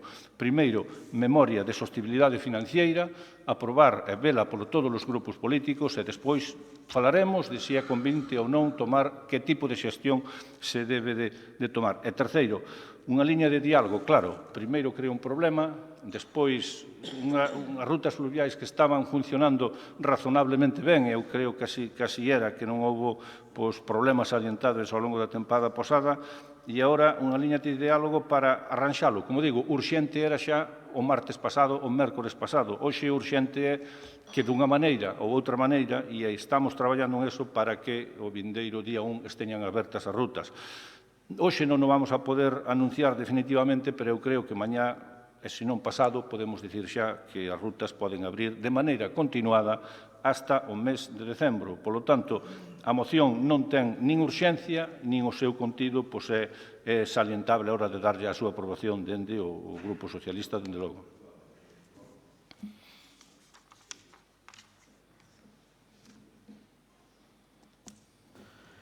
Tres minutos o BNG. PP, perdón, 6 minutos o PP, o despistado. Casi apuntaba ben, porque certamente esta guerra non é a nosa, non? Eu si quero facer unha matización, sobre todo cando o deputado responsable de turismo apuntaba a complicidade do Partido Popular. Mire, o ano pasado, o 18 de marzo, o presidente do 2016 anunciaba a posta en marcha das visitas en catamarán, das rutas en catamarán. Este ano levaban o inicio da contratación ao Consello de Suplusa, como a sempre, aínda estando en minoría, con improvisación, tarde, mal e arrastro, o 21 de marzo. Tanto era así que xa tiñan hasta mercados espacios nos medios de comunicación para darlle publicidade á convocatoria cando aínda non tiñan o acordo adoptado. Iso dixo unha das persoas que estaban ali no Consello de Administración. Entón, chegan tarde, chegan apurados e chegan sin o quórum suficiente para sacalo adiante. Esta guerra non é a nosa, e non porque non nos preocupe o turismo na Ribeira Sacra, que non só reitero ese compromiso hoxe co sector, especialmente con toda a Ribeira Sacra, sino que o demostramos cando tuvemos responsabilidade. E, de feito, non está demais tampouco recordar o paquete de medidas urxentes que adoptamos, o curto espacio de tempo que estivemos no Goberno e que se puxeron en práctica en agosto do 2015, tales como a mellora nos sistemas de pago, algo que era moi demandado polo sector, a ampliación dos horarios das reservas, habilitar espacios de información, etc. etc. Aquí prodúcese novamente circunstancias motivadas por esta situación de desavenencias políticas, a veces son internas, outras veces son co grupo co que conviviron en perfecta armonía e sintonía nos últimos anos e que despois, como quixeron bailar con todos, acabaron casi bailando solos. Certamente é un tema moi importante para a Ribeira Sacra, que non se debe improvisar e que tampouco se debe poñer en perigo. Cando o presidente cos traballadores de Suplusa intentaron aprobar ese asunto, o deputado que representa o Bloque Nacionalista Galego fixo dudas da legalidade, apuntando incluso a existencia de fraude de lei. Esa duda, que todos deberíamos de ter o compromiso e a obligación de que quedara absolutamente aclarada, este grupo pideulle ao presidente que era mellor que fixera que o deixara sobre a mesa e que nas próximas horas, cun apoio xurídico previo informe do responsable do Consello, pois que o sometéramos a votación, porque se un deputado, e non é un deputado calquera, porque é un representante do Bloque Nacionalista Galego que sabía como se xestionou eso nos últimos anos. Se nos está advertindo que ustedes están facendo fraude de lei, indudablemente, nosotros non vamos a ser cómplices. E dixémoslle ao presidente que se asegurara xurídicamente desa decisión. E pedíamos un informe. O presidente, tamén moi dado a vaiche boa, decidan ustedes o que lles dé a gana, non sacou adiante a iniciativa. Nosoutros abstivémonos. De feito, pedimos un receso porque a circunstancia era importante, pero se un compañeiro nos dice oiga, o presidente está incurrindo en fraude de lei, ademais, estamos seguros de que eses traballadores van a ganar un procedimento laboral reconocéndolles a condición de fixo discontinuo e esa circunstancia, ademais, coincideu os servizos xurídicos, e esa indemnización sale da sociedade anónima, que é sociedade anónima pública, diñeiro de todos, comprenderá que a nosa posición foi do máis coherente. O que pasou a partir de aí xa non temos moita información. Primeiro anunciaron que iban inmediatamente a publicitar no perfil do contratante que iso solucionaban en horas, aínda encima sobraos, aínda encima presumindo que este tema o tiñan controlado. Nosoutros, indudablemente, nunca máis se nos volveu a falar do tema, a responsabilidade é do Goberno, se ustedes dicen que xa o teñen solucionado, aplaudimos, que o que queremos é que se solucione. Agora dícenos o deputado do Bloque Nacionalista Galego que se revirteu a encomenda da... Bueno, iso dixo vostede, que se revirteu a encomenda de xestión de Suplusa, que se acordou nunha xunta de Goberno, iso ao mellor teño acta, teño que reconocer que non o comprobei, pero que incluso xa hai unha empresa contratada e que está chamando a traballadores. Mire, como mínimo, non por respeto ao grupo que represento, por respeto ao sector turístico da Ribeira Sacra, que con tanto empeño, con tanta profesionalidade, está traballando para poñer en valor a provincia, debe de pedir desculpas. Non se acorda un espectáculo tan esperpéntico nesta xestión como dende que vostede é deputado. Xa non lle vou a mencionar a reunión de hoxe ás 10 da mañá, porque ao fin e a cabo, que lle vai a dicir un alcalde? Terá yo que dicir ás persoas que teñen a capacidade de axudar.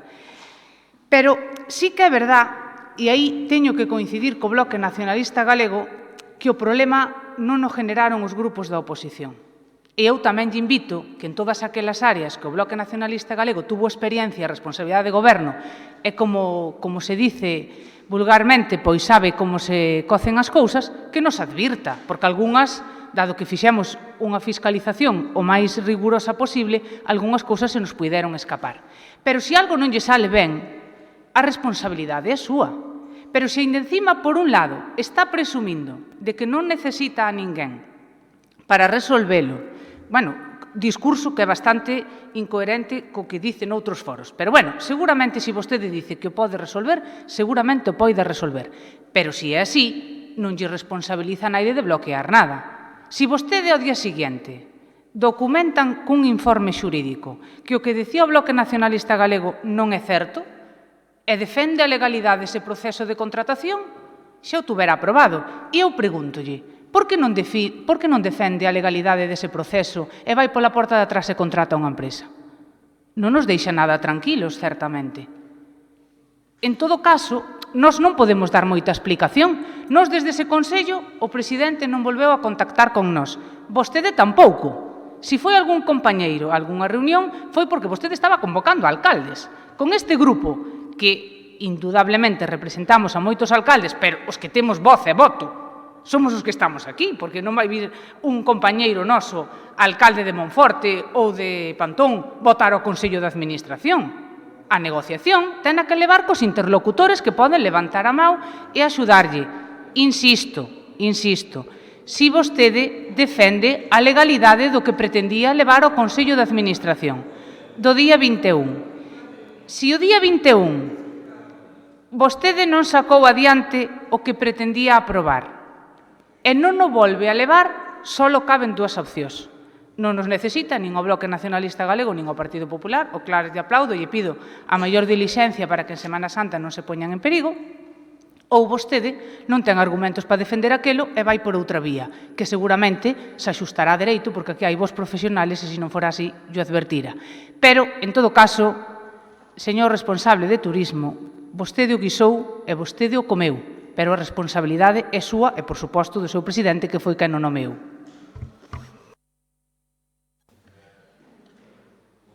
Tres minutos.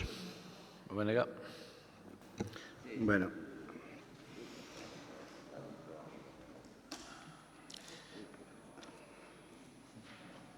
Podo empezar. Bueno, eu alégrome de que se nos dea casi, mas asumimos a responsabilidade que faga falta, que o BNG, con 2 diputados de 25 e un membro no Consello de Administración de 9, un de 9, teña a responsabilidade de todo o que está pasando. É que hai que botarlle jeta, hai que botarlle cara. Un de 9 e 2 de 25. Hai que botarlle jeta e cara para dicir que responsable provocou o BNG. Cando o BNG o único que fixo foi poñer unha dúda xurídica encima da mesa avalada polo propio secretario de Suplusa, que viña a dicir que tiñamos razón, que foi así, ademais, como moi ben recoñeceu e alegro moito que fixera a señora Elena Candia. E cando o BNG fixo esa proposta no Consello de Administración é precisamente, primeiro, porque personalmente creo que é clarísimo o que estábamos propoñendo, que son fixos descontinuos con a copa dun pino, pero apoiados por unha sentencia moi ben razonada que hai dun traballador que reclamou, é polo que aconteceu de xeito sistemático con sentenzas firmes tanto na empresa Seaga como o profesorado que impartía os cursos Celga. Casos idénticos onde lle tuvo un custe moi elevado á administración por perseverar na convocatoria de emprego completamente fraudulenta. É dicir, convocar unha convocatoria para un emprego temporal cando se sabe que se vai manter no tempo. E levase mantendo desde aí décadas xa. É dicir, sábese perfectamente que non é un traballo temporal. Estáse facendo unha convocatoria para un emprego temporal. Ese é o que nós manifestamos. Pero non pasa nada. Tuvo un voto.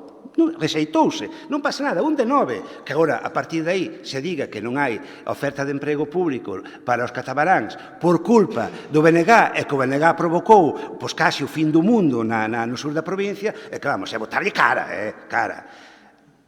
Nós, ademais, cousa que non sei se sabe, neste caso o Partido Popular, ese día pola mañá comuniquei eu personalmente ao presidente que íbamos presentar a emenda. Co cal tuvo, desde a mañá hasta a tarde, para poder poñerse en contacto con nós a ver como podíamos, non sei, transaccionar, por decirlo de unha maneira. Pero é que máis, é que me chamaron a min personalmente para falar dos outros 2 puntos da orden do día, pero ninguén me dixo absolutamente nada dese punto en concreto. Parece ser, bueno, xurde o problema, un problema que se non fora o cambio de criterio a hora de votar nunha sociedade mercantil non existiría, porque se aprobaría por maioría relativa. Xurde o problema é que a mellor vontade do mundo o BNG está disposto a chegar a un acordo para solucionar un problema que era evidente. Encima, fálase desa maneira. Non hai ningún problema. Non somos 2 diputados no pleno, un en Suplusa, que non contan con nós para nada. Non fai falta. Como se queren que nos vemos de Suplusa. Desaparecemos. Non asistimos a ningún tipo de reunión, nin do pleno, nin do Consello de Administración. Non pasa absolutamente nada. Que fagan o que lles día gana. Alá eles. Agora, eu que non perdono é que se rexeitara unha emenda perfectamente razonada e lógica para que seguiran prestando servizos os mesmos traballadores que levan anos facendo, coa excusa de que había que facer unha convocatoria de emprego, e agora veña Traxa, co historial que ten Traxa detrás, esteña decidindo por si mesma, bueno, alguén lle daría a lista, supoño, chamando a quen lle dé a gana sin ningún tipo de convocatoria para traballar no mesmo emprego. Inda que chama os mesmos, é igual. Por que antes facía falta unha convocatoria pública e por que agora non é necesaria unha convocatoria pública? Que alguén o explique, porque eu non entendo, Eu non entendo. E se houbera aceptado o que o BNG propoñía no seu momento, habría un criterio obxectivo que iba, ademais, se non era necesario todo o persoal que se fixera unha cuestión por antigüedade, houbérase resolto o problema, insisto, non houbéramos estado falando de todo isto. Dice que non se vai interrompir o servizo, alegrámonos, perfecto, queda grabado, queda constancia, acabouse, problema resolto. Dícese que non se vai privatizar, perfecto, se é que se considera que encomendarlo a Traxa non é unha privatización, pero bueno, xa veremos. Perfecto, queda grabado, queda aquí e tal. Non somos necesarios para falar con nós para nada. Perfecto, pois non somos necesarios, que non falen con nós para nada. Non pasa absolutamente nada. 3 minutos o Partido Socialista. Ben, volvo a comenzar polo final, Ferreiro. Ninguén dice que non sexas nin sexades necesarios para falar e para acordar e para tratar asuntos que teñan que ver nin coa Diputación. Eu non estuve nesa xunta de administración, dese Consello de Administración de Suplusa, pero, evidentemente, unha vez que rematou, sí se me informou do que pasara. En aquel momento me poño e nos poñemos a Diputación a traballar para que, sobre todo, cumplir cas cantidades de reservas que estaban feitas xa naquel momento. Falamos de 645 reservas na primeira semana, falamos de 2.000 reservas no mes de abril e falamos máis de 6.000 reservas xa no traxecto xa máis adiantado do tempo que se prevé que duren as rutas fluviais. Situación que a toda agora non se tiña dado nunca, polo tanto, tiñamos que resolver unha situación. Nin pola porta de atrás, nin falamos de negociación, non houve tal, evidentemente, hai que resolver unha situación que había. Cando se fala da legalidade, da advertencia de legalidade, falaba tamén que non se leu a mellor a acta da Xunta de Goberno do venres pasado, vale, pero probablemente si leran a de Suplusa do día 21. Se a leron a de Suplusa do día 21, os servicios administrativos do Consello de Administración faixe constar que todos os contratos adscritos desde a entrada en vigor das rutas fluviais estaban vinculados á duración da encomenda de xestión correspondiente, polo que non se pode falar da existencia dun fraude de lei. Iso mesmo ben reflectido na acta que igual non a leron, pero probablemente xa lle enviaran do outro día do Consello de Administración de Suplusa. Polo tanto, está ben as acotacións e a moción que fai o BNG, pero a min casi me resulta un pouco máis creíble administrativamente e legalmente que os propios administrativos técnicos de Suplusa digan o que dicen no desenvolvemento desta acta. E eu supoño que isto non se transcribe nun acta sin que se houbera falado nese Consello de Administración. Polo tanto, de entrada, rutas razonables, bien, pero, evidentemente, nosotros, como responsables, e o dicía a voceira do Partido Popular, temos que resolver a esa situación creada. Unha situación que se estaba a producir, igual que se viña producindo todos os anos, que de repente se corta por unha iniciativa de BNG que tuvo simplemente, como se veu reflectido ao final da votación, despois desa presentación, non tuvo os votos suficientes para ser aprobada por maioría absoluta. Bien, decaeu ese proceso de selección e, como consecuencia deso, evidentemente, o Goberno ten que poñerse a actuar e actuou diligentemente desde o primeiro día. Non só que as previsións que naquel momento se facían de poder abrir as rutas fluviais en Semana Santa, senón incluso abrilas antes e abrilas no calendario previsto inicialmente. Non ten que extrañar a ninguén que isto aconteza nun goberno. Non ten que extrañar a ninguén que isto aconteza con unha responsabilidade de gobernos dunha actividade económica que presta a Diputación de Lugo. Outra cousa é, despois, o que nos podemos empezar a falar, o que poda pasar máis adiante na modalidade de xestión, etc., etc., etc. Queremos e creemos que este ano van a ter as mesmas consideracións que tiñamos o ano pasado, que as mellores que se fixeron. E creemos, e temos a convicción, e temos a esperanza de que resulten de igual maneira de calidade, de trato, de ofertar as mesmas situacións que ofertamos durante o ano pasado, nas rutas do ano pasado. Que despois, evidentemente, poda haber personas que crean nun dereito determinado a hora de consolidar unha relación laboral, evidentemente, respetábalo totalmente, pero evidentemente terán que solicitalo no seu momento, digo eu, como calquera outra persona que crea que lles asiste un dereito. E aí, evidentemente, seremos respetuosos con ese momento. Mentras tanto, a nosa obriga é poñer a funcionar as rutas fluviais e despois que desta sesión que hoxe sale perfectamente sacamos xa algún tema máis que hasta agora non saliran, que era esa memoria de sostibilidade económica para esta actividade que está prestando a Diputación, que non nos esquezamos, non é un servicio público esencial. É unha actividade económica que presta na actividade do sector terciario, na actividade do lecer, na actividade do turismo, que pode ser prestada directamente pola Administración, pero tamén pode ser prestada, e o sabemos, por outro tipo de entes públicos e privados. Bueno, pois unha vez que coñezamos esa memoria, vexamos esos, viremos a este pleno e debatiremos e diremos cal é a mellor maneira de xestionar esa actividade económica, que non un servicio esencial. Por lo tanto, atopámonos onde nos atopamos. Hoxe en día non vou a poder dicir se efectivamente vai abrir as rutas o vindeiro día 1. Esperaremos a mañá ou pasado a ver se está xa todo configurado para que así seña e esperamos que, dende logo, en Semana Santa si vai a ser, pero a previsión é acudir ao que tiñamos inicialmente establecido, que era empezar o día 1. Por lo tanto, solicito, porque os acordos que presentan o grupo do BNG, evidentemente, poñen certamente en perigo que empecen as rutas o día 1 e que empecen en perigo incluso en Semana Santa, porque se empezamos agora outro proceso de negociación, etcétera, vámonos ver abocados a que as rutas fluviais non poden abrir. Por lo tanto, pido, neste caso, ao Partido Popular, pois que non seña tida en conta estes considerandos que o BNG presenta na moción, aos acordos. Evidentemente, vamos dar solución, sí. Pretendemos que abran a ruta, sí, ou que non somos capaces de asegurar que isto aconteza se esta moción é aprobada hoxe. Nada máis. Gracias. 6 minutos o voceiro do Partido Popular.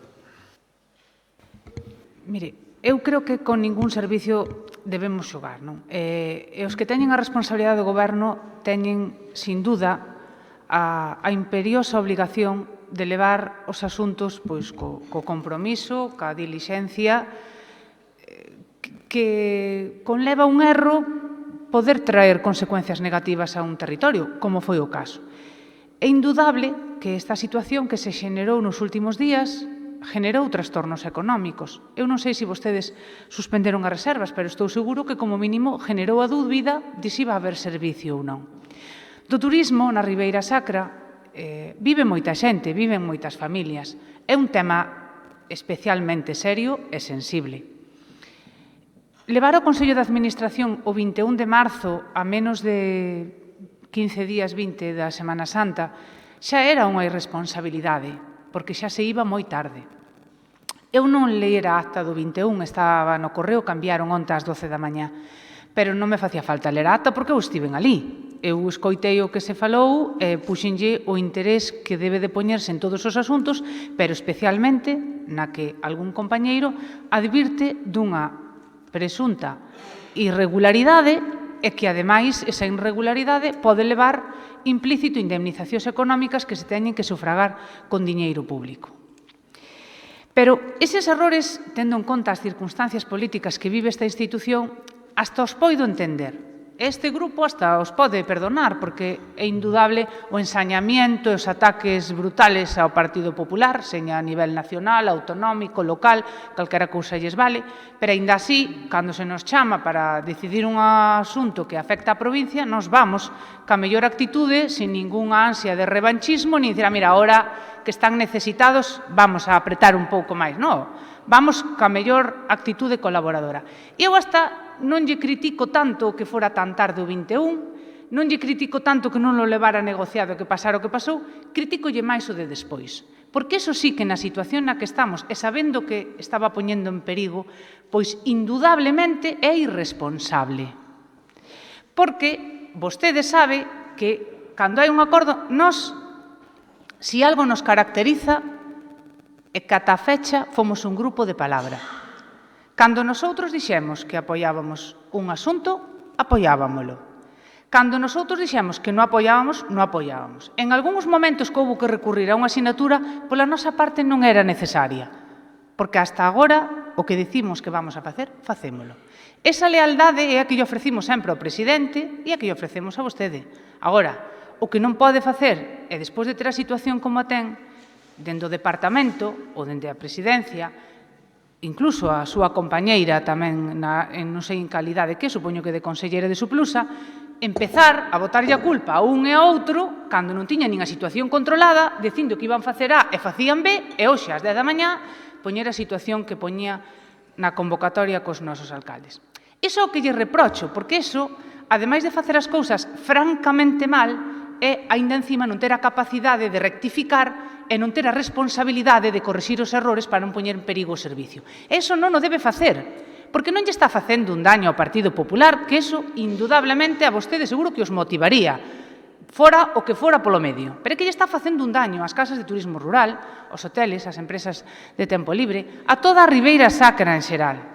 Entón, non sei se isto se pode volver a repetir. O escenario cae no Consello de Administración de Suplusa ou na Xunta Xeral, indudablemente obliga á negociación. Senón, non sacará ningún punto da orden do día, probablemente, se hai discrepancias. Porque non basta con que non votemos a favor, é que unha mera abstención xa obriga a sacar o asunto da orde do día. Iso non ten por que ser malo, ao contrario, iso ten que ser enriquecedor, pero vostedes teñen que ter cintura, teñen que traballar un pouco máis e teñen que levar os asuntos negociados. Non vai haber, e póidome remitir a moitos acordos, póidome remitir ao acordo do ano 16, póidome remitir ao posicionamento dos orzamentos, que sempre intentamos, non habrá máis decisión para, entre comillas, poñerlle unha situación complicada a un goberno e non terlle a posibilidade de ter orzamentos. E aí sempre tuvo os nosos 12 votos colaboradores. Entón, creo que debe de tomarse esta nova etapa, pois, en serio. Eu supoño que con esa reconciliación co deputado non adscrito xa volveron outra vez a empoderarse e a parecerlles que todo era volver á época besteirista en donde todo facían o grito de talonario e que todo volvía a ser como antes, pero afortunadamente para a provincia non volveu a ser como antes. Agora, eu gustaríame que o señor presidente lle dera o turno de palabra ao señor Lino, porque, ademais de dicir cousas superinteresantes que eu non son capaz de escoitar, pero só pola posta en escena, creo que debemos escoitalo. Ou mandarlle calar dunha vez, vamos, digo, unha cousa ou outra. Usted tamén acabou o tempo logo, vale? Moi ben. Xa que vamos por partes. En todo caso, yo, señor Lino, que se calle, se vai a favor. Para traballar pode contar con nós que non llevamos a faltar á provincia. Un minuto para rematar, Benega.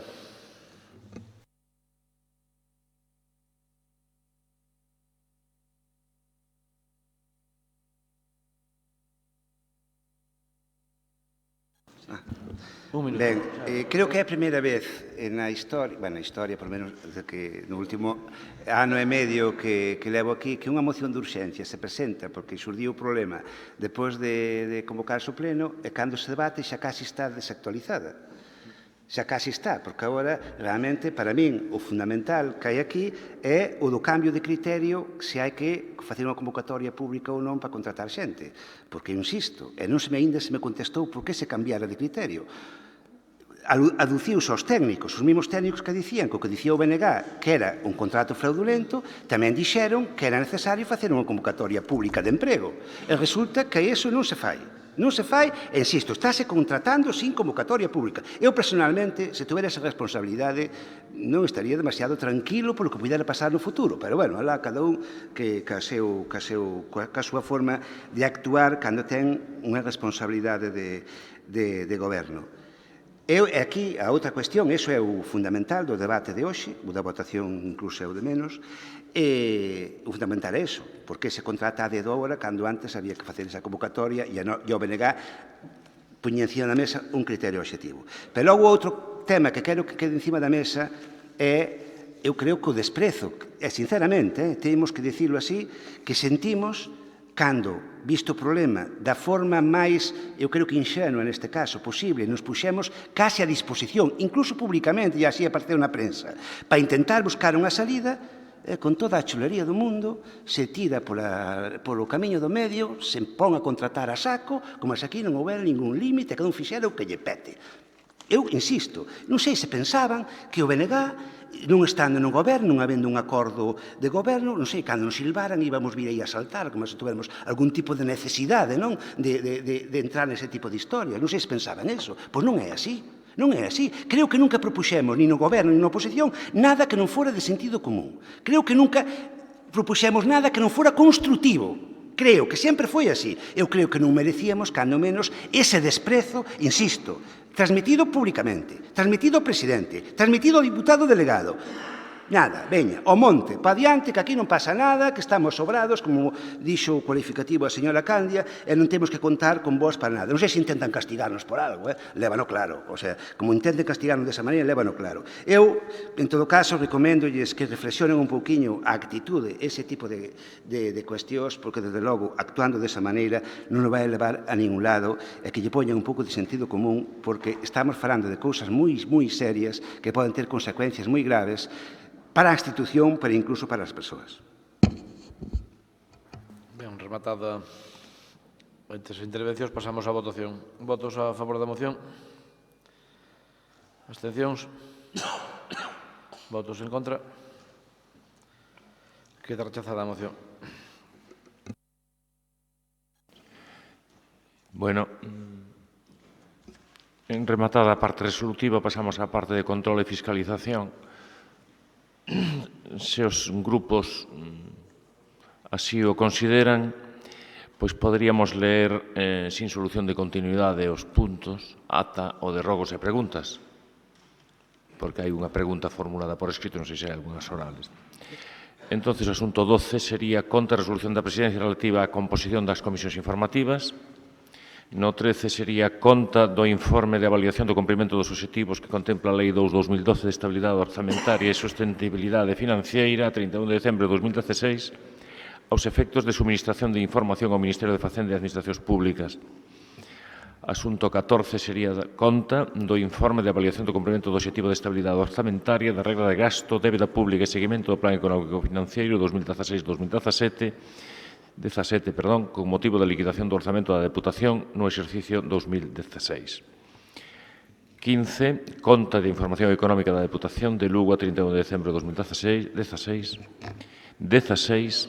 Conta dos informes do cuarto trimestre de 2016 relativo ao cumprimento de prazos da Lei 15/2010 da Deputación de Lugo, Sociedade Urbanística Provincial de Lugo S.A., do Consorcio Provincial para a Prestación de Servicio contra Incendios e Salvamento de Lugo e da Fundación para o Desenvolvemento das Tecnoloxías da Información e da Comunicación TIC, e informes dos meses de outubro, novembro e decembro de 2016 do Real Decreto 635/2014. Asunto 17 sería conta das resolucións da Presidencia adotadas durante o mes de febreiro de 2017. Asunto 18, comunicacións da Presidencia. Non hai comunicacións. 19, rogos e preguntas. Había unha pregunta formulada por escrito do voceiro do Grupo Popular. Se hai unha pregunta do Partido Popular en relación á protectora e vai contestar o portavoz. Moitas gracias, señor presidente. A pregunta en concreto, despois dunha exposición de motivos, é se é certo que recolle un medio de comunicación o ventres 24 de marzo de 2017 no que se informa que a Deputación Provincial de Lugo adebedalle 40.000 euros á Sociedade Protectora de Animais de Lugo, e de ser así, cando ten previsto o Goberno Provincial proceder ao pago da axuda económica que adebeda a Sociedade Protectora de Animais de Lugo. Para contestar esta pregunta con concreción e para que, despois da trascendencia que se lle deu a esta información e a repercusión pública que tuvo, considerase por parte do Goberno necesario facer unha contextualización do sucedido. A Deputación de Lugo, o 29 de decembro do ano 2016, aproba en Xunta de Goberno un convenio excepcional, unha axuda excepcional á Sociedade Protectora de Animais e Plantas de Lugo co obxecto de colaborar no financiamento dos gastos derivados do persoal contratado para o coidado dos animais acollidos nas súas instalacións no ano 2016 por un importe de 40.000 euros. Ese mesmo día se asina o convenio que recolle e que regula esa axuda concedida polo Goberno da Deputación Provincial de Lugo á Protectora de Animais e Plantas. Non se puido facer antes, entre outras cuestións, porque, como todo o mundo sabe, non tivemos o orzamento aprobado de xeito definitivo hasta mediados de ano. No mes de outubro houve unha modificación imperativa para todas as administracións públicas da Lei de Procedemento Administrativo Común que a esta institución lle significou remodelar e adaptar a esas novas disposicións legais todos os convenios que se asignaban con diferentes entidades como pode ser a Sociedade Protectora de Animais e Plantas da provincia de Lugo. De pasado eso, e sempre dixemos que daríamos preferencia, en primeiro lugar, a resolver as axudas en concurrencia competitiva e non competitiva para que todas esas entidades puidesen seguir desenvolvendo as súas actividades e despois procederíamos ás excepcionais. É o que se fixo en este caso. En este caso, e insisto, para os gastos de persoal de mantemento da actividade da Sociedade Protectora de Animais e Plantas de Lugo. Nada que ver coa alimentación dos animais ou co coidado sanitario dos animais. Para o persoal da Sociedade Protectora de Animais e Plantas da provincia de Lugo. A continuación deso, finalizado o exercicio e concedida esa subvención, a Sociedade Protectora correspóndelle presentar a conta xustificativa dos gastos como a calquera outra entidade e dentro do procedemento administrativo común é o que se ven desenvolvendo para todos en esta institución. Rexistra o 2 de febreiro de 2017 o expediente de conta xustificativa con cargo á subvención da que falaba antes. Chega ao Servizo de Medio Ambiente o día 3 de febreiro, onde se fai unha comprobación, un cribado previo da documentación e a vista da mesma requíreselle á Sociedade Protectora de Animais e Plantas que corrixan certos erros aritméticos e outros de datas e conceptos en varios documentos que non se axustan ao necesario. O 16 de febreiro, a sociedade presenta de novo a documentación requirida e o día 17 de febreiro envíase o expediente ao Servicio de Intervención o responsable de fiscalizar non só esta, os centos e centos de axudas e de expedientes que se tramitan con gasto, con compromiso económico por parte desta Deputación. O 2 de marzo volve ao Servicio de Medio Ambiente para que se enmenden distintas deficiencias a solicitude do Servicio de Intervención. Non se xustifica o pago individualizado das nóminas, xustificaban un pago en conxunto, as nóminas refliten dietas que non están xustificadas e a relación clasificada de gastos non reflite o importe do IRPF das nóminas e solicítase tamén a aclaración do concepto resto nóminas brutas año 2016 que figura na relación clasificada. O 6 de marzo envíase novamente do Servizo de Medio Ambiente a intervención coas deficiencias enmendadas. E o 20 de marzo recíbese en Medio Ambiente solicitando a xustificación dun pago e a aclaración dun concepto que non se considera suficientemente xustificado ou motivado na conta xustificativa, que son as axudas do custo que non están debidamente xustificadas ou o pago de unhas cuestións dunha nómina de un traballador. E o 27 de marzo, onte, xa subsanado por parte da entidade subvencionada estes erros, estas cuestións que se deben aclarar para que poida ter unha fiscalización favorable, se fiscaliza de novo por intervención e a día de hoxe está en actas para ser decretado e feito o seu pago. Isto era necesario porque necesitaba clarificarse, por exemplo, eses gastos de desplazamento cando van recoller un animal pois no seu vehículo propio e que a Sociedade Protectora lles abona aos traballadores. Simplemente houve unha tramitación administrativa na que, se todos coincidimos en que os procedementos burocráticos en todas as administracións son sobradamente amplos, en este caso na Deputación Provincial non se lle pode acusar de ninguna maneira de unha dilación ou dunha dilatación no tempo e moito menos promovida ou froito de responsabilidade. Por que? Porque se tramitan centos de expedientes. Hoxe en día hai 46 expedientes para fiscalizar no Servicio de Intervención. A alguén que coñeza algo a Administración pode dicir que se poden fiscalizar con rigor en un día ou en 2 días? Eu entendo que non, pero, bueno, podemos dicir cada un o que nos pase pola cabeza. Con local non temos unha deuda. Temos que pagar a conta xustificativa que agora sí está ben presentada, que cumple todos os requisitos e que ten a súa fiscalización de conformidade. Cando se vai a pagar? Pois na vindeira semana, que é o tempo que nos leva dende que se fai o decreto hasta que se fai a orde de pago.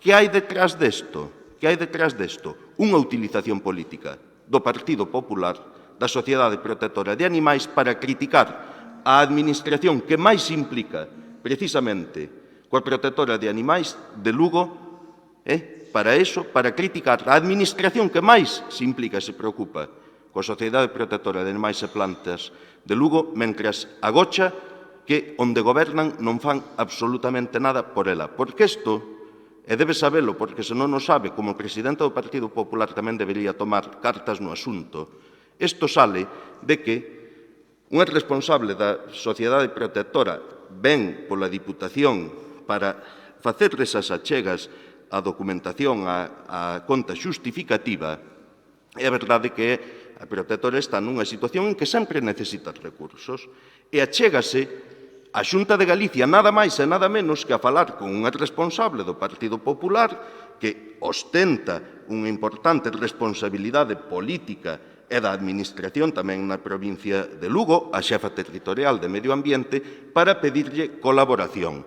E a colaboración que lle deu a Xunta de Galicia á protectora de animais foi: vaite de aquí como viñeches, pero vamos a facer un estallido criticando a quen vos está axudando. Iso é o que fixeron. Entonces, a parte da pregunta, eu lánzolles un rogo. Cando queiran axudar, a parte da crítica, que forma parte da súa acción política, fagan algo, porque nós, pola protectora, facemos moito, moitísimo.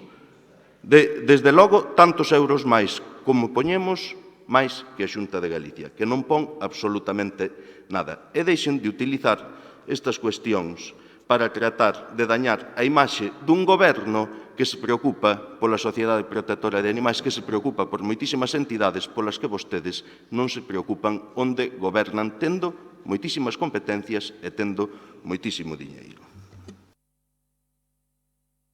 Sí, con respecto á pregunta, queríamos facer unha pregunta, o sea, un pouco xustificando o que acaba de decir, que efectivamente non está todavía pagada esa débeda por esas cuestións de tal. Quere decirnos entón que existe unha mala tramitación por parte da protectora no referente ao cobro de dietas e demais? No. Estou dicindo que se presenta unha conta xustificativa e que no análise e na fiscalización desa conta xustificativa os servicios que lles corresponde esa acción, esa intervención, consideran que hai conceptos que hai que aclarar. E se lle require á Sociedade Protectora de Animales como a calquera outra entidade que subsane esas deficiencias na conta xustificativa. Unha vez subsanadas, pasa a decreto, como está hoxe na sección de actas, decrétase e despois emítese a correspondente orde de pago que ven tendo un plazo medio de 10 días desde que se asina o decreto hasta que reciben o diñeiro.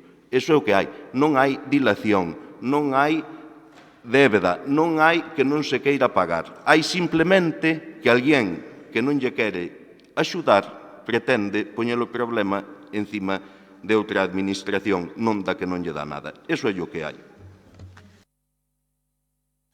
Ben, pois, se non hai máis temas, levantamos a sesión.